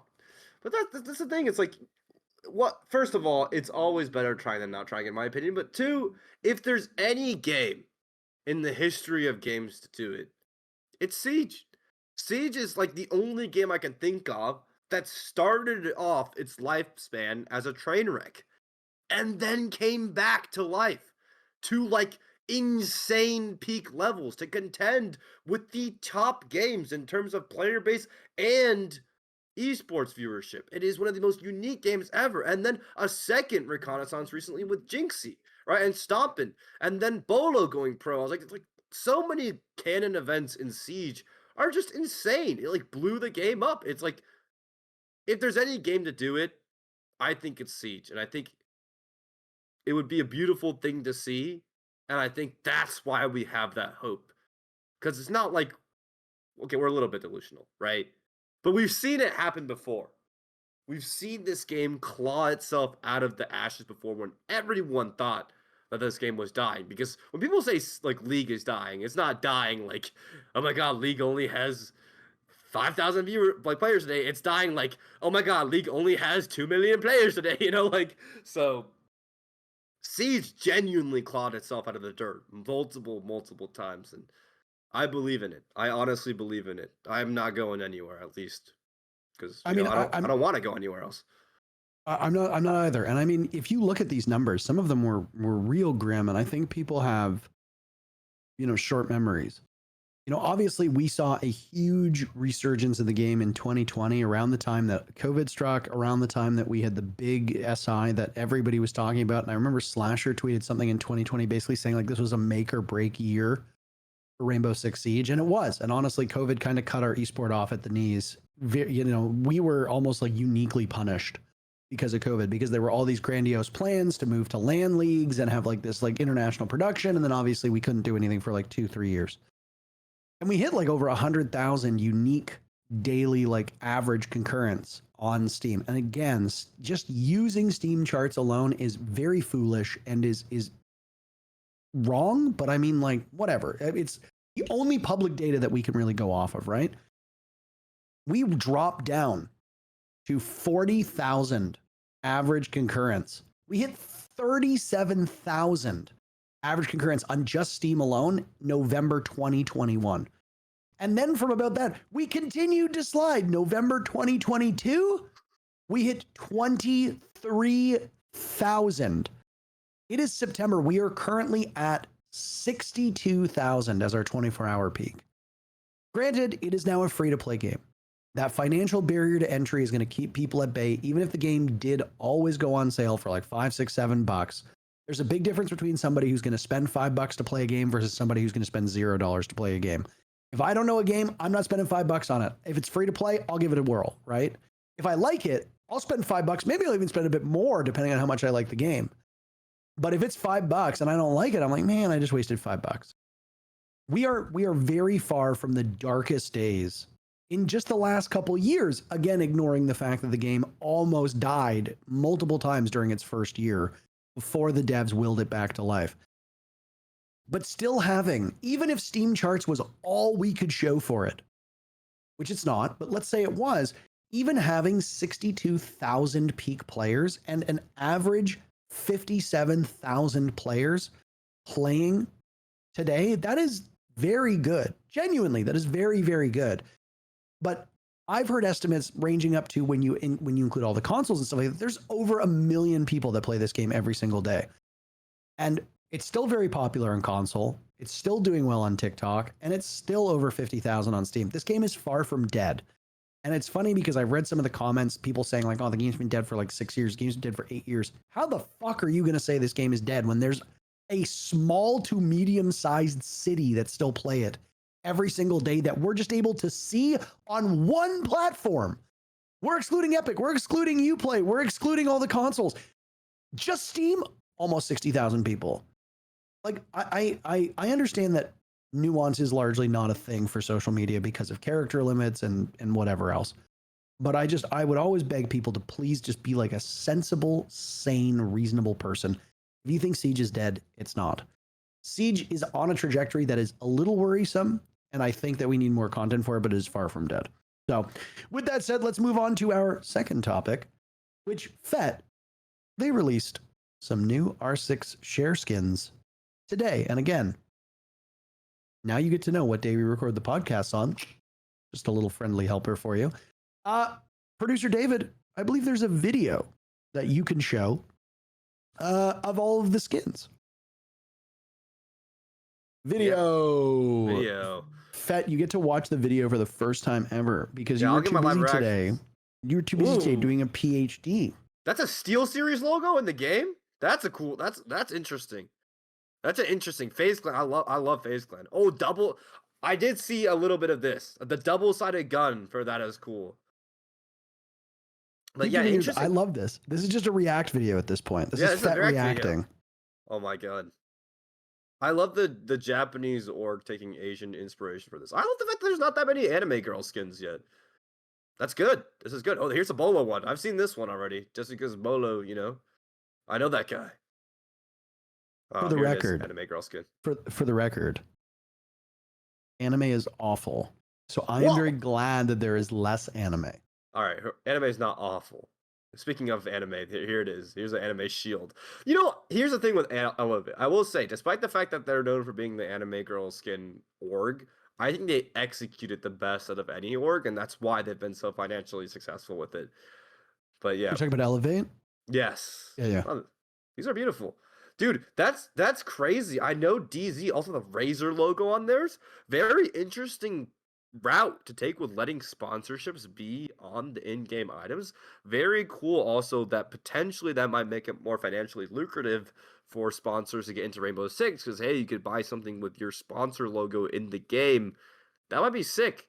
Sponsors might want to pay to get their, the brand in the game. That might be sick. I don't know. That might be a good thing. That might be a great thing. Who knows? I kind of like, I always recoil whenever I see ads because I feel like we are force-fed ads all the time. But I'm also very aware that you need advertising to bring in money. I mean, hell, this is our second episode. We don't have ads yet. We will very, very soon.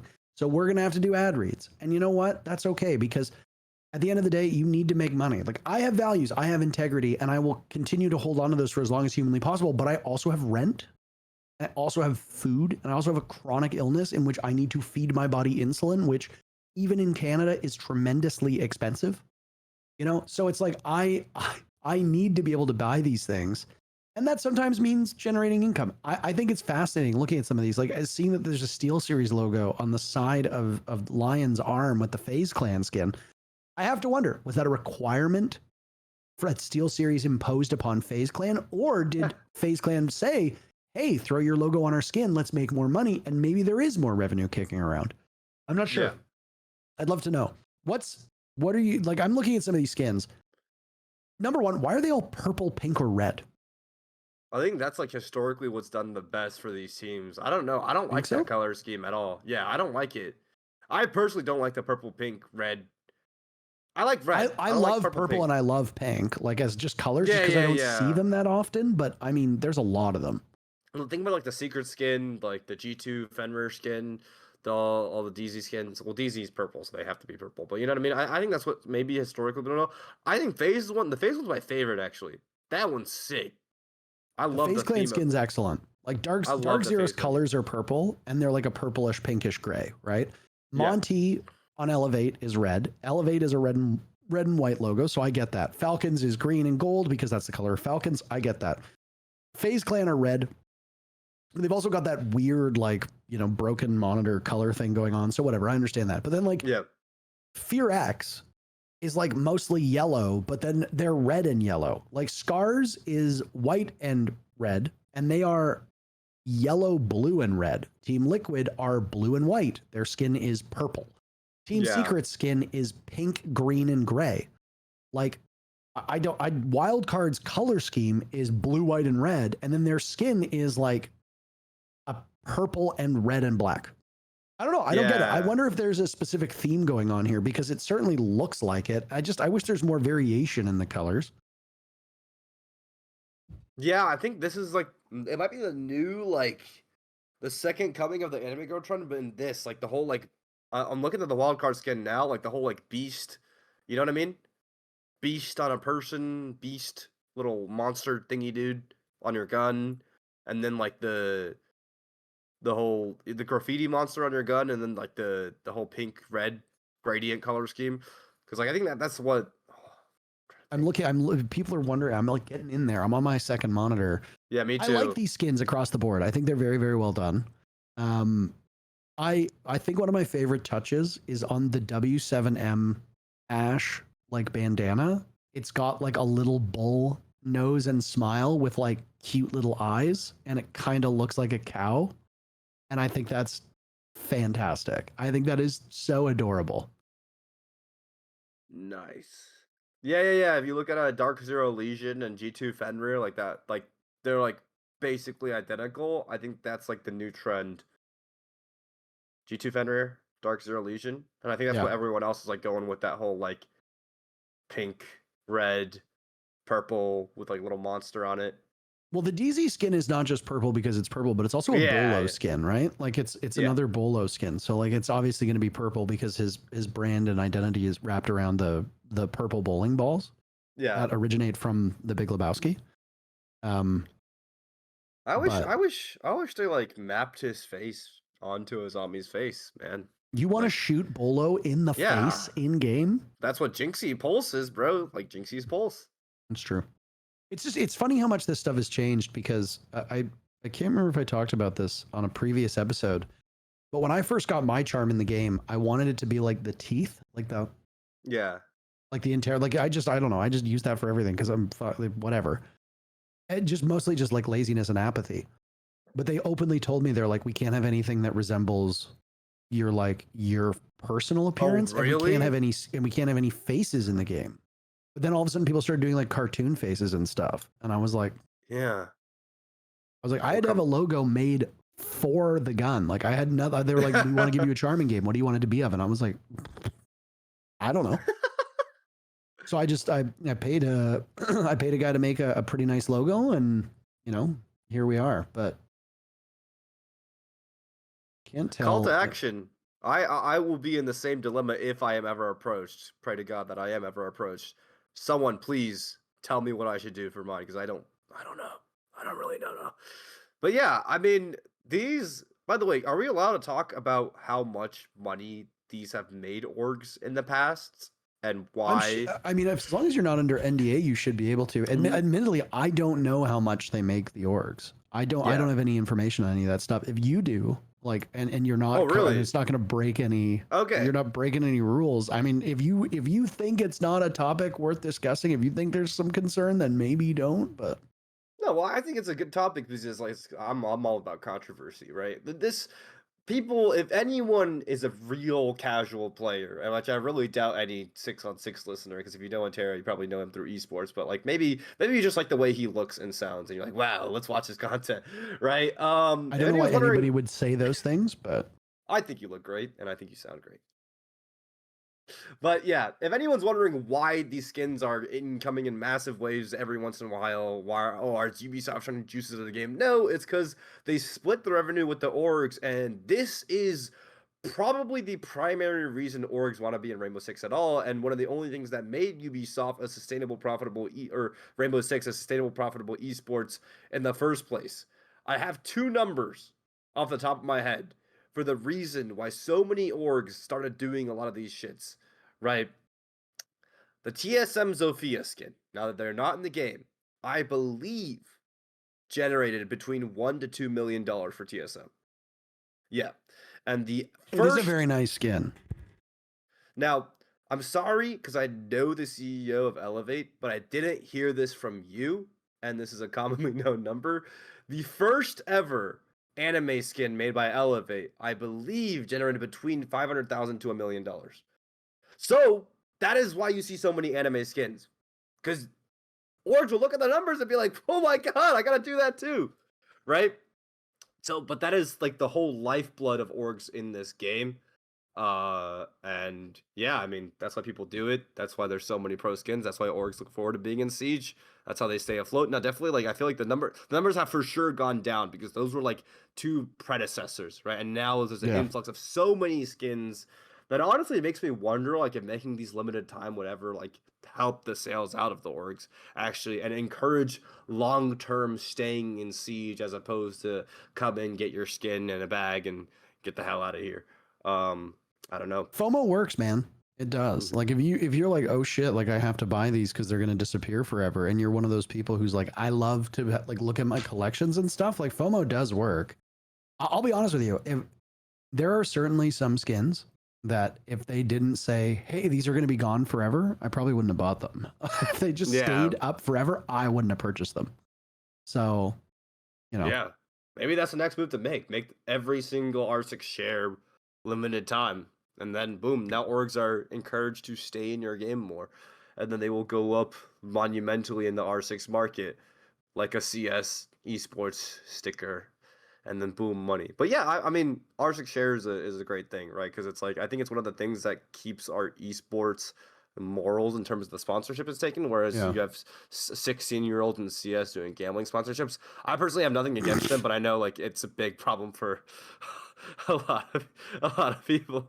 But yeah, Mono C, your local 16-year-old, you pick him up and have him advertise the casino. Everyone. There's producer David weighed in just now. Of course, you people can't hear producer David, which, by the way, if another call to action where you've got some homework, chat. I hope you understand that there will be a test at the end of this. We'd like you all to, when you leave comments, just to prove you made it this far into the video, I'd like you to thank our good friend, producer David, in your comments. So when you're answering all these questions, right, when you're telling us all these things about CJAX and all, I want you to just thank producer David while you're in there, because producer David brings us another nugget of wisdom, which is that there's a criticism that's been going on as of late in League of Legends, as well as all of the league skins have started to look very, very similar, so that they can optimize what sells and maximize profit off of it. And frankly, it makes sense, right? Like if you release 10 skins and the anime skin sells 4 copies for every 1 copy of every other skin, people are going to turn around and be like, shit, I need an anime skin. Like, that's crazy. And then you end up with the next wave being 90% anime skins. Well, the problem is at that point, it's going to be so oversaturated that you're like, well, which anime skin am I now going to buy? Right? It also kind of stifles creative freedom. The goal of these skins is to make money. Like, it's not like W7M's looking at it and is like, well, we don't really give a shit how much we sell. Let's make a terrible skin. Like, no, all these orgs are like, we want them. We think this is going to be amazing. We need to make money off of it. Like, this is a profitable endeavor. Frankly, you're foolish if you're not going out of your way to make it so that it sells. You could look at it and kind of gripe like, oh, the design language is silly and it doesn't fit the brand, and oh, the colors don't fit, whatever, blah, blah, blah. But if it's like, hey, purple anime skins sell, you're kind of silly to not make a purple anime skin, because you're leaving potential money on the table that could really help you. So, like, I get it. It's kind of crummy that we can't just make art for the sake of art, that it needs to be commodified. And here we are with everything kind of looking the same so that people can make money off of it, which, you know what? Again, people got to pay their bills. I get it, but it would be nice to see skins look a little different. Yeah. The skins that typically break like the ice and like are the first to do their kind of archetype of art usually are like the bangers that do the most. Yeah. I also love like the progression of org skins, like old OXG skins in the game. Oh my god, you know, Oxygen Esports 2020 MP5K. I mean here, I'll put the image in the Discord channel so producer David can pull that up. Jesus Christ, right? Like there's hold on. There's some background story here though that I think is kind of missing. So I don't know how much of this is public, and I don't know how much of this is 100% true. We're not in the facts zone. We're in the feeling zone right now. We're in the feeling zone. So what I had heard was that at the time, somebody high up at Ubisoft had been affiliated formerly with Blizzard. And when the NA League or the US division or whatever the hell the name of it at that particular time was called, we needed another organization to come in out of nowhere. A person at Ubisoft kind of pulled some strings and got what was called Team Ronin to come on over. Now, Team Ronin, or no, it was Team Genji or something like that. It was named after like a Blizzard character. And basically what happened was like they came over, it was like Team Genji or something like that. You know, feel free to correct me here in the comments. They basically had to change their name because it was like, you can't be in Rainbow Six and have like, I guess like an Overwatch name. So they rebranded as Oxygen, but they didn't have a logo. They had no colors. They had no coherent design. They had nothing. They did us a solid by coming over to Siege to support a team. And now here we are flaming their skin. Yes. But point being, that's really bad timing, because what I was going to say is I love to see the journey for orgs, because they released that abhorrence, and then their 2024 and then their 2024 Warden kit they released was probably the best-selling skin that year. It's a phenomenal skin. That's just beautiful. Producer David, you can swap to the second image now. Swap to the second one. So bad timing on like the little delay. But what I meant to say was they went from making the worst skin ever to making the best skin ever, and we love to see that. And that's why if you want to come into Siege and make a skin, you should do that, because look at what OXG did. It's beautiful. Sorry if any OXG person got mad right there and clicked off the video. Yeah, I really hope you watched the second part. Oh my goodness. But yeah, no, that second one's beautiful. That's probably I can confidently say that's probably the best selling skin. of It's 2024. it's a beautiful one. It really is quite nice. I would like I don't know if I own the Warden Elite, but I would run the OXG kit over it. Some breaking news, by the way. While we were filming this, Ubisoft uploaded a blog post showing that mainland China is going to be participating in the LCQs for the upcoming SI. Oh. So huge news that we won't be able to cover because we are running out of time. So we need to immediately pivot to talk about the regional leagues. But that is huge. And I will say one big thing I had heard whispers of, but never got confirmation on, was that a big part of why SaveSeige was even created was to gain access to the Chinese market. Look, I don't care what your thoughts are on China as a country. I don't care what your thoughts are on their governance, their political beliefs, any their social issues. None of that shit. Irrelevant right now for what I'm about to say. If you as a company are not trying to get into the Chinese market, you are doing a great disservice to the ability for you to make money. Getting into the Chinese market, gaining access to, the second most populous nation on earth, where gamers there are like in a frenzy and spend crazy amounts of money on stuff they like. You are the dumbest person alive if you are not trying to get into the Chinese market to try and make some extra profit. Like you're gaining access to 1 billion people. Like it's stupid for you to not try to do that. Way back in the day, like, when they first announced that they were going to try to appeal to China, they had to make some changes to the game. They had to get rid of slot machines. They had to get rid of guns. They had to alter some of the operators' appearances, blah, blah, blah. Yeah, I thought that was quite silly. And I didn't like that just based on principle because I didn't want the look and design of the game to change for a number of reasons. But that ship, I fear, has sailed. And I think it's very important that Ubisoft reaches out to try and get into the Chinese market. Because the ability, if you want Siege to be saved and you want the devs to get paid and you want there to be more money and more attention, gaining access to the second largest market, after India, is like priority number one. So it was posted in a blog post about just a little under an hour ago, basically showing the way that the breakdown would work. And I will send the image to you, producer David. We can talk about this on the next show next week. When we're back on Tuesday, let's talk about it, or whatever day we're going to record on. But Asia Pacific, they posted an image here that shows at the bottom plus 2 teams from Chinese mainland where the winner qualifies for SI. Wow, that makes me excited as a Chinese fellow myself. I also will say the one like actual big beaming hope, which I don't know if it happened or not yet, is the rumors or already happening of the Tencent acquisition. Did that happen? Well, so what my understanding my understanding of it was that Ubisoft spun off ownership of some of their biggest titles to a new, like, quote unquote company. Yeah. That has investment from Tencent. And it was like Assassin's Creed, it was like Far Cry, it was Rainbow Six, and I don't remember if Splinter Cell or Division or any of that stuff was part of it. But it should be on the screen right now, by the way, for you to look at. This is the breaking news that we saw. Announced about an hour ago, maybe less than an hour ago. This is huge. This is frankly massive. This is massive. I love it. So I hope they like the game because Chinese people should love this game, like a game like this, because I'm Chinese and I love this game. You speak for all of them? You speak for every Chinese person ever? I speak for all of them. I actually have there's a guy that translates my videos into Bilibili, and I get like hundreds of thousands. Some of my videos get hundreds of thousands of views on Bilibili. Apparently, my nickname in China is Sprite Bro. Sprite Bro. I don't know what the fuck that means.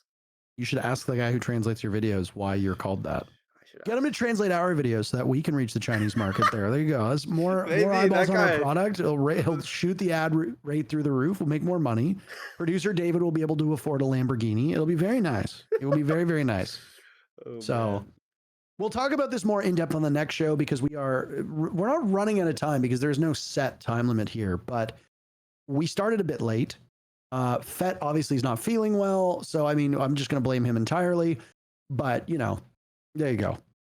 What a beautiful smile. All right, let's quickly run through APAC. Last time I did most of it because you didn't watch any of the APAC matches. Fett, very simple answer, yes or no. Did you watch any APAC this week? Nope. Great. All right, I'm going to speed run through it. So, all the way over in Oceania, we'll start with our first APAC region.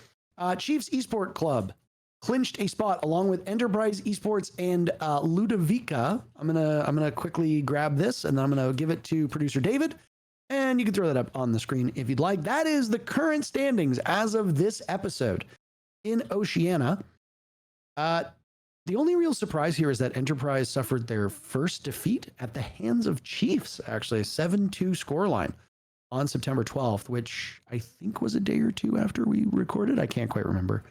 But yeah, good for Chiefs. Nice to see them doing well, and they have vaulted their way into the top. Obviously, there's only 7 teams in Oceania, so there's a lot of spots, and 6 of them only one of them qualify, don't make playoffs. That's insane. But I mean, good for Chiefs. They're the reconnaissance. Like the biggest drama was that basically Renaissance. You're looking for Renaissance. The Renaissance of the Bliss roster. I'm like you, but I don't know what the words mean.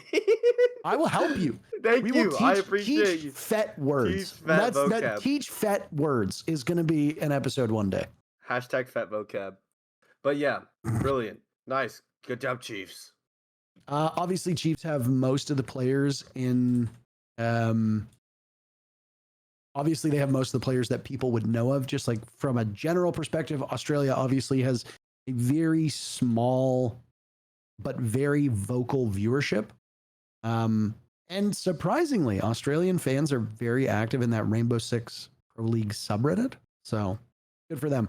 Let's turn our eyes over to Asia, where a non-Asian team is at the top of the standings.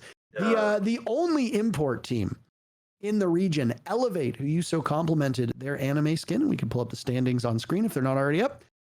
Elevate at the top, sitting at a 4-1 scoreline. They have clinched a spot in the playoffs. That should really be no surprise for that result. Weibo is nipping at their heels, but obviously has to contend with some other good teams. I do like how close the core of this region is. Obviously, people will be familiar with some of the players on Daystar, Soulheart, as well as some people that you've heard. You've heard of I9, you've heard of Mr. Punch before. I think these players used to be on Fury way back in the day before swapping orgs. I9 was on Fury, DCH, Marcolele, and Mr. Punch were on Elevate. Yeah. So there you go. Onigiri. Yep. Yeah. I miss Onigiri. Miss him a lot. APAC North. Hopefully should be on your screen in just a second. Nobody has clinched a spot just yet. It is very competitive. CAG has jumped to the top of the standings. I think what? You were going to say something. Oh, I wasn't going to say anything. Oh, I mean, I can say something about OCE. Is now that I saw this player named Wizard on Dream Warriors, there is now a Wizard in APAC, NA, in EU, and Brazil. So all we need is an NA Wizard, and there will be a Wizard in every single region. Who here wants to volunteer to change their name to Wizard? Who wants to be a Wizard? Who wants to be Wizard? That is the real question. Nothing really else to add there. Obviously, we talked a bit about APAC North last week and how competitive these teams are. There's lots of good players across the board. PSG Talon picked up 2 wins this week, by the way, one of which was over FearX, so good for them.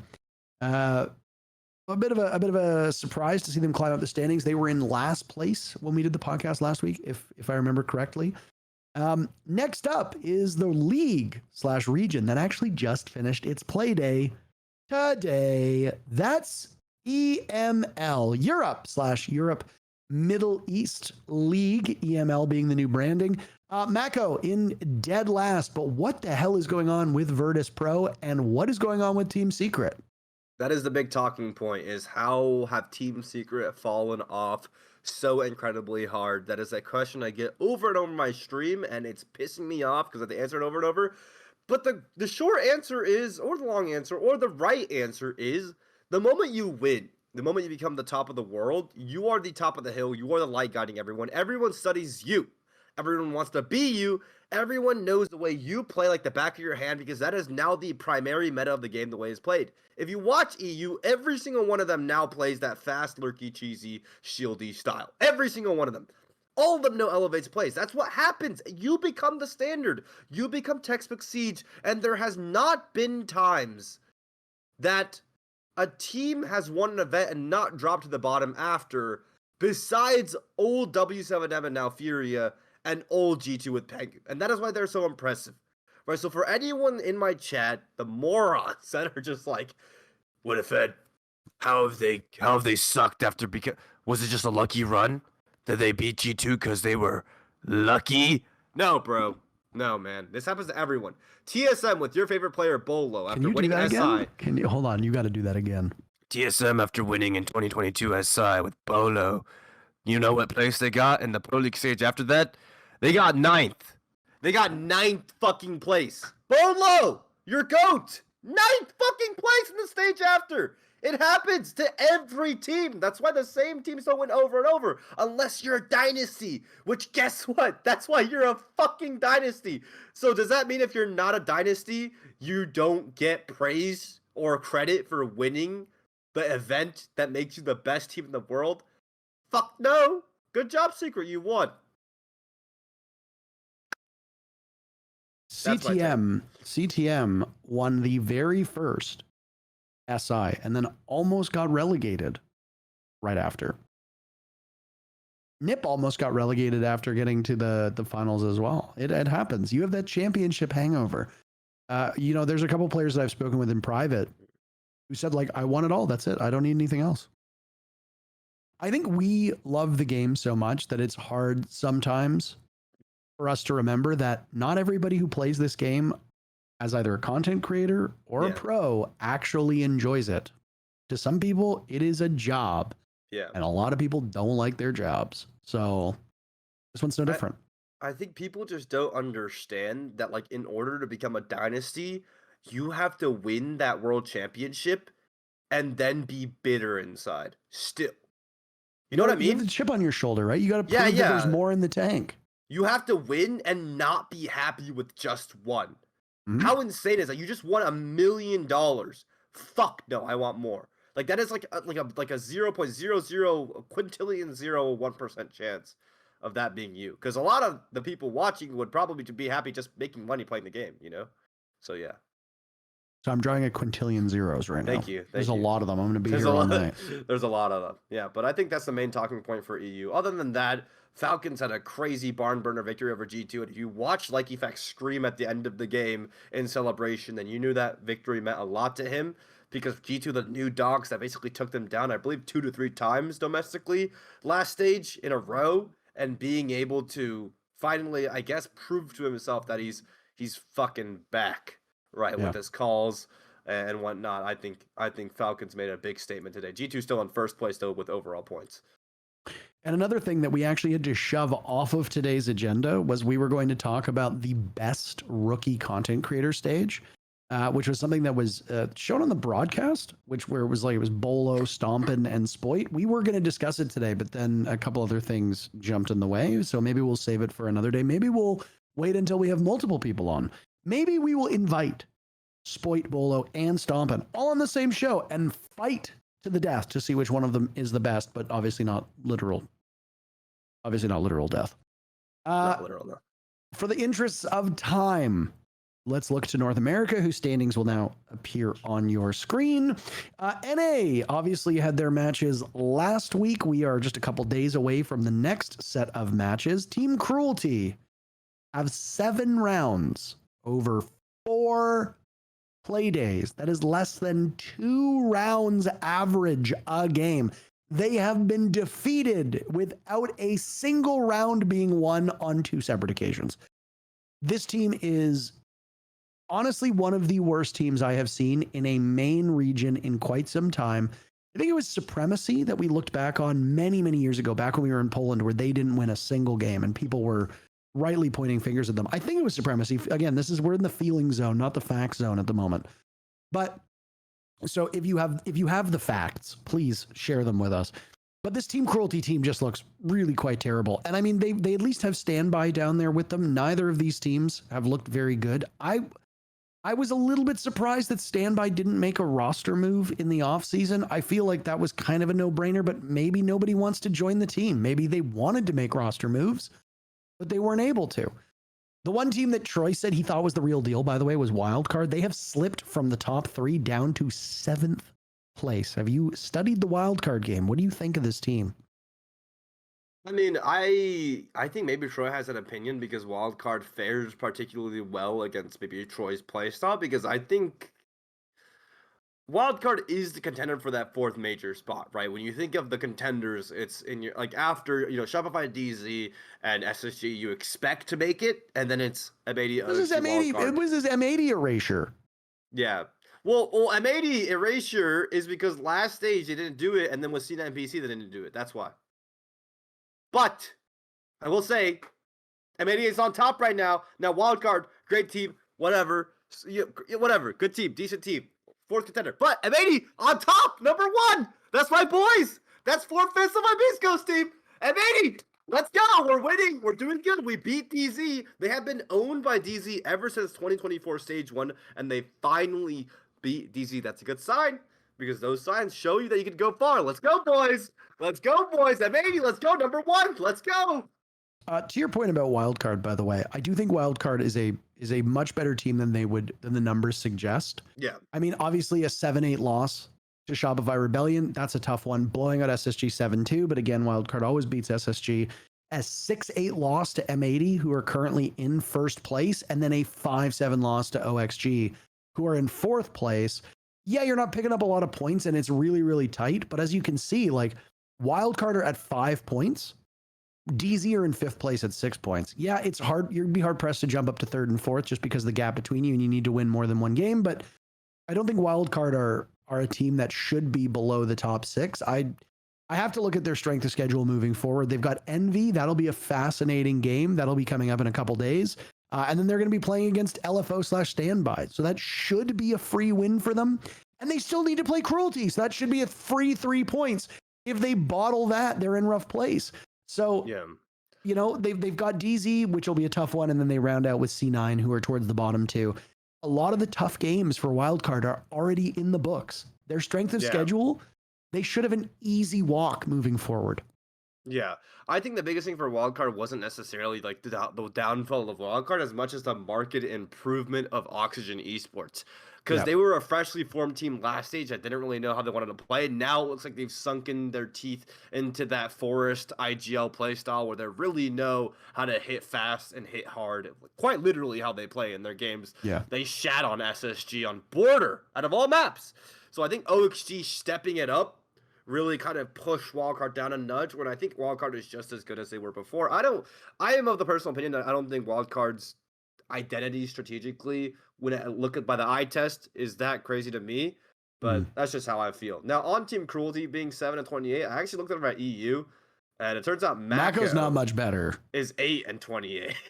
So they got their own Cruelty over there. It seems wow, they are getting dogged on. And that's the MKers roster that was the T2 team that went to SI and started upsetting crazy teams, right? Wow.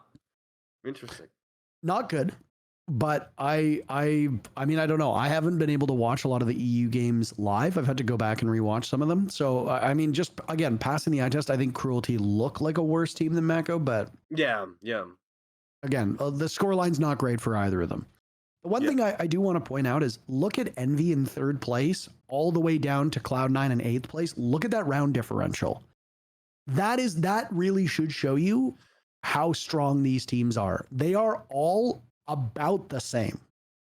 So on any day, the team that's in third place, Envy, and the team that's in eighth place, which is Cloud9, these teams should be able to beat each other just based on that round differential.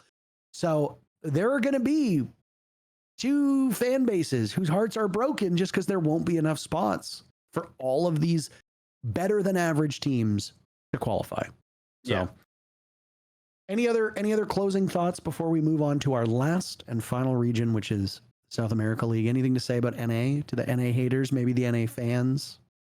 I don't know. I'm rooting for them. I think if I want M80, SR, and DZ to make the next event, and I want to root for all of them. DZ's in a weird little place. I don't know what's going on with them. I haven't studied too much of their games, but they are struggling a bit now.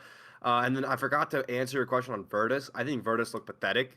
I think Virtus have I think Virtus were actually at their strongest when they made online strats with aggression and cheese and rush, and then they slowed it back down and they hit that middle ground where they can play slow and they can play rush, and now they slowed it all the way back to let's play Team Empire, default Siege, and play like pussies and play perfect, and if we die, we completely lose sight of anything we want to do in the middle of the round. And either Pasha drops a 5K and they win, or they lose because one guy dies and all of a sudden everything goes out the window because they want to play perfect 5-man up siege. So I don't know. I don't like the way they play the game. I think it looks literally like Doki would say putrid right now, and I really hope, because the quality of their players is immaculate, that they find a better strategical identity to pursue.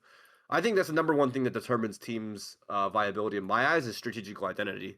As a pro coach, when I see like what team is going to make it, what team is not, it's really the type of siege you play and how you choose to play it and where that fits among the other teams in the meta. I like that you said they've reverted to Team Empire, because there has seemingly been a slide that Virtus Pro has been going on since they picked up Karjeka as their coach. And of course, who was the main voice for so long of that Team Empire was Karjeka. So it seems like bringing him back onto the roster this time just as a coach has unfortunately had a pretty poor impact long term. But again, it's hard for us to diagnose those problems. So I know you didn't talk about Virtus Pro. That's okay, by the way, but I appreciate you revisiting it. Let us look towards our last region, which is the South America League. JiNxzi also putting in a pretty brutal run, but Black Dragons have completely fallen off a cliff. BD, by the way, we're not a bad team. What on earth happened here? Like, I don't like this team has just completely fallen apart. The wheels are off at this point. Again, very similar to North America, 7th place all the way up to 3rd place, really, really close in round differential, like brutally close. There is obviously a high of the SA League, and then there is a low of the SA League. I like that Team Liquid are still working through their problems. I like that they are consistent. And when I say consistent, they are literally 22 rounds for, 22 rounds against. They are still figuring things out. Los has been a bit of a surprise, if I'm being frank. But I mean, on paper, they have a decent team. So, hey, but is there anything that...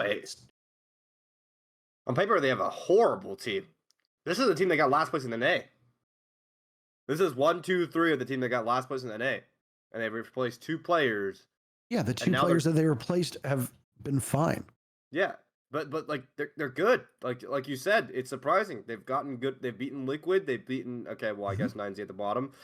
I mean, I don't know. I think these are things that will balance themselves out over time. I do agree Black Dragons is a bit stunning, but I think Los have been dogged on by Furia, which means that once they do face the Nips, the W's, the Bulls, and the phases and the cybers and the whatnots, I think they'll get a similar treatment. Yeah, it's like once you face the good teams, I believe the universe balances itself out. It's also worth noting that just because they were terrible in North America, which they were, doesn't mean they're going to be terrible in Brazil. Again, on paper, the roster isn't brutal. Like this is not like a bottom 3 roster. They have potential. They have decent players. They are capable of showing up and playing good Siege. But again, the way that North America and Brazil stylistically meet is not going to be the same as the way that Brazil and Brazil meet. And if you're coming to a new country and you're trying to acclimate, and the country plays a wildly different set of Siege than you do, and you're having, difficulties maybe integrating into the region, and you've got some not super great players on the team, things are going to be bad. I think they've been doing okay. I've been impressed. The eye test for Dark is not as bad as I thought it would be, but I don't have the eye like you. So on anything team related, I will always defer to you, just as I did with Troy, and just as I will when Mint joins us on the broadcast, we will also be deferring to him. So any standouts here? I mean, obviously W7M's a bit jarring, 7th place. This is a team that won a major like a year ago. A little surprising, but I don't know. I will just try to watch these games because I think right now I only watch EU and NA, and I will try to I definitely cannot incorporate APAC into my schedule, so I'll leave that up to you. Maybe we'll get like a call-in with Tom J. Sherlock. We have a Tom J. Sherlock segment of every episode where he comes in just belligerent. But yeah, I'll try to sneak in SAL on Saturdays and Sundays and try to watch those on my own on stream maybe, so I can get up to date. I cast them. I haven't been casting much the last 2 weeks because one of my best friends is getting married. Oh, congrats. It's his birthday today, and he is getting married on the weekend. So we were away at a bachelor party, and then we've been doing like just general like stuff. And also my passport expired, so I'm trying to maybe get that renewed. That would be kind of cool if I wanted, maybe leave the country. So this guy's scheduling his anniversary right after his birthday. Well, I think that makes it really easy to remember. Ooh, that also makes it an easy excuse to like take a week off from work because you got 2 in 1. It's my birthday. I need my birthday off, and then it's my anniversary, and I need an anniversary off. And so I might as well take the whole week off. Yeah.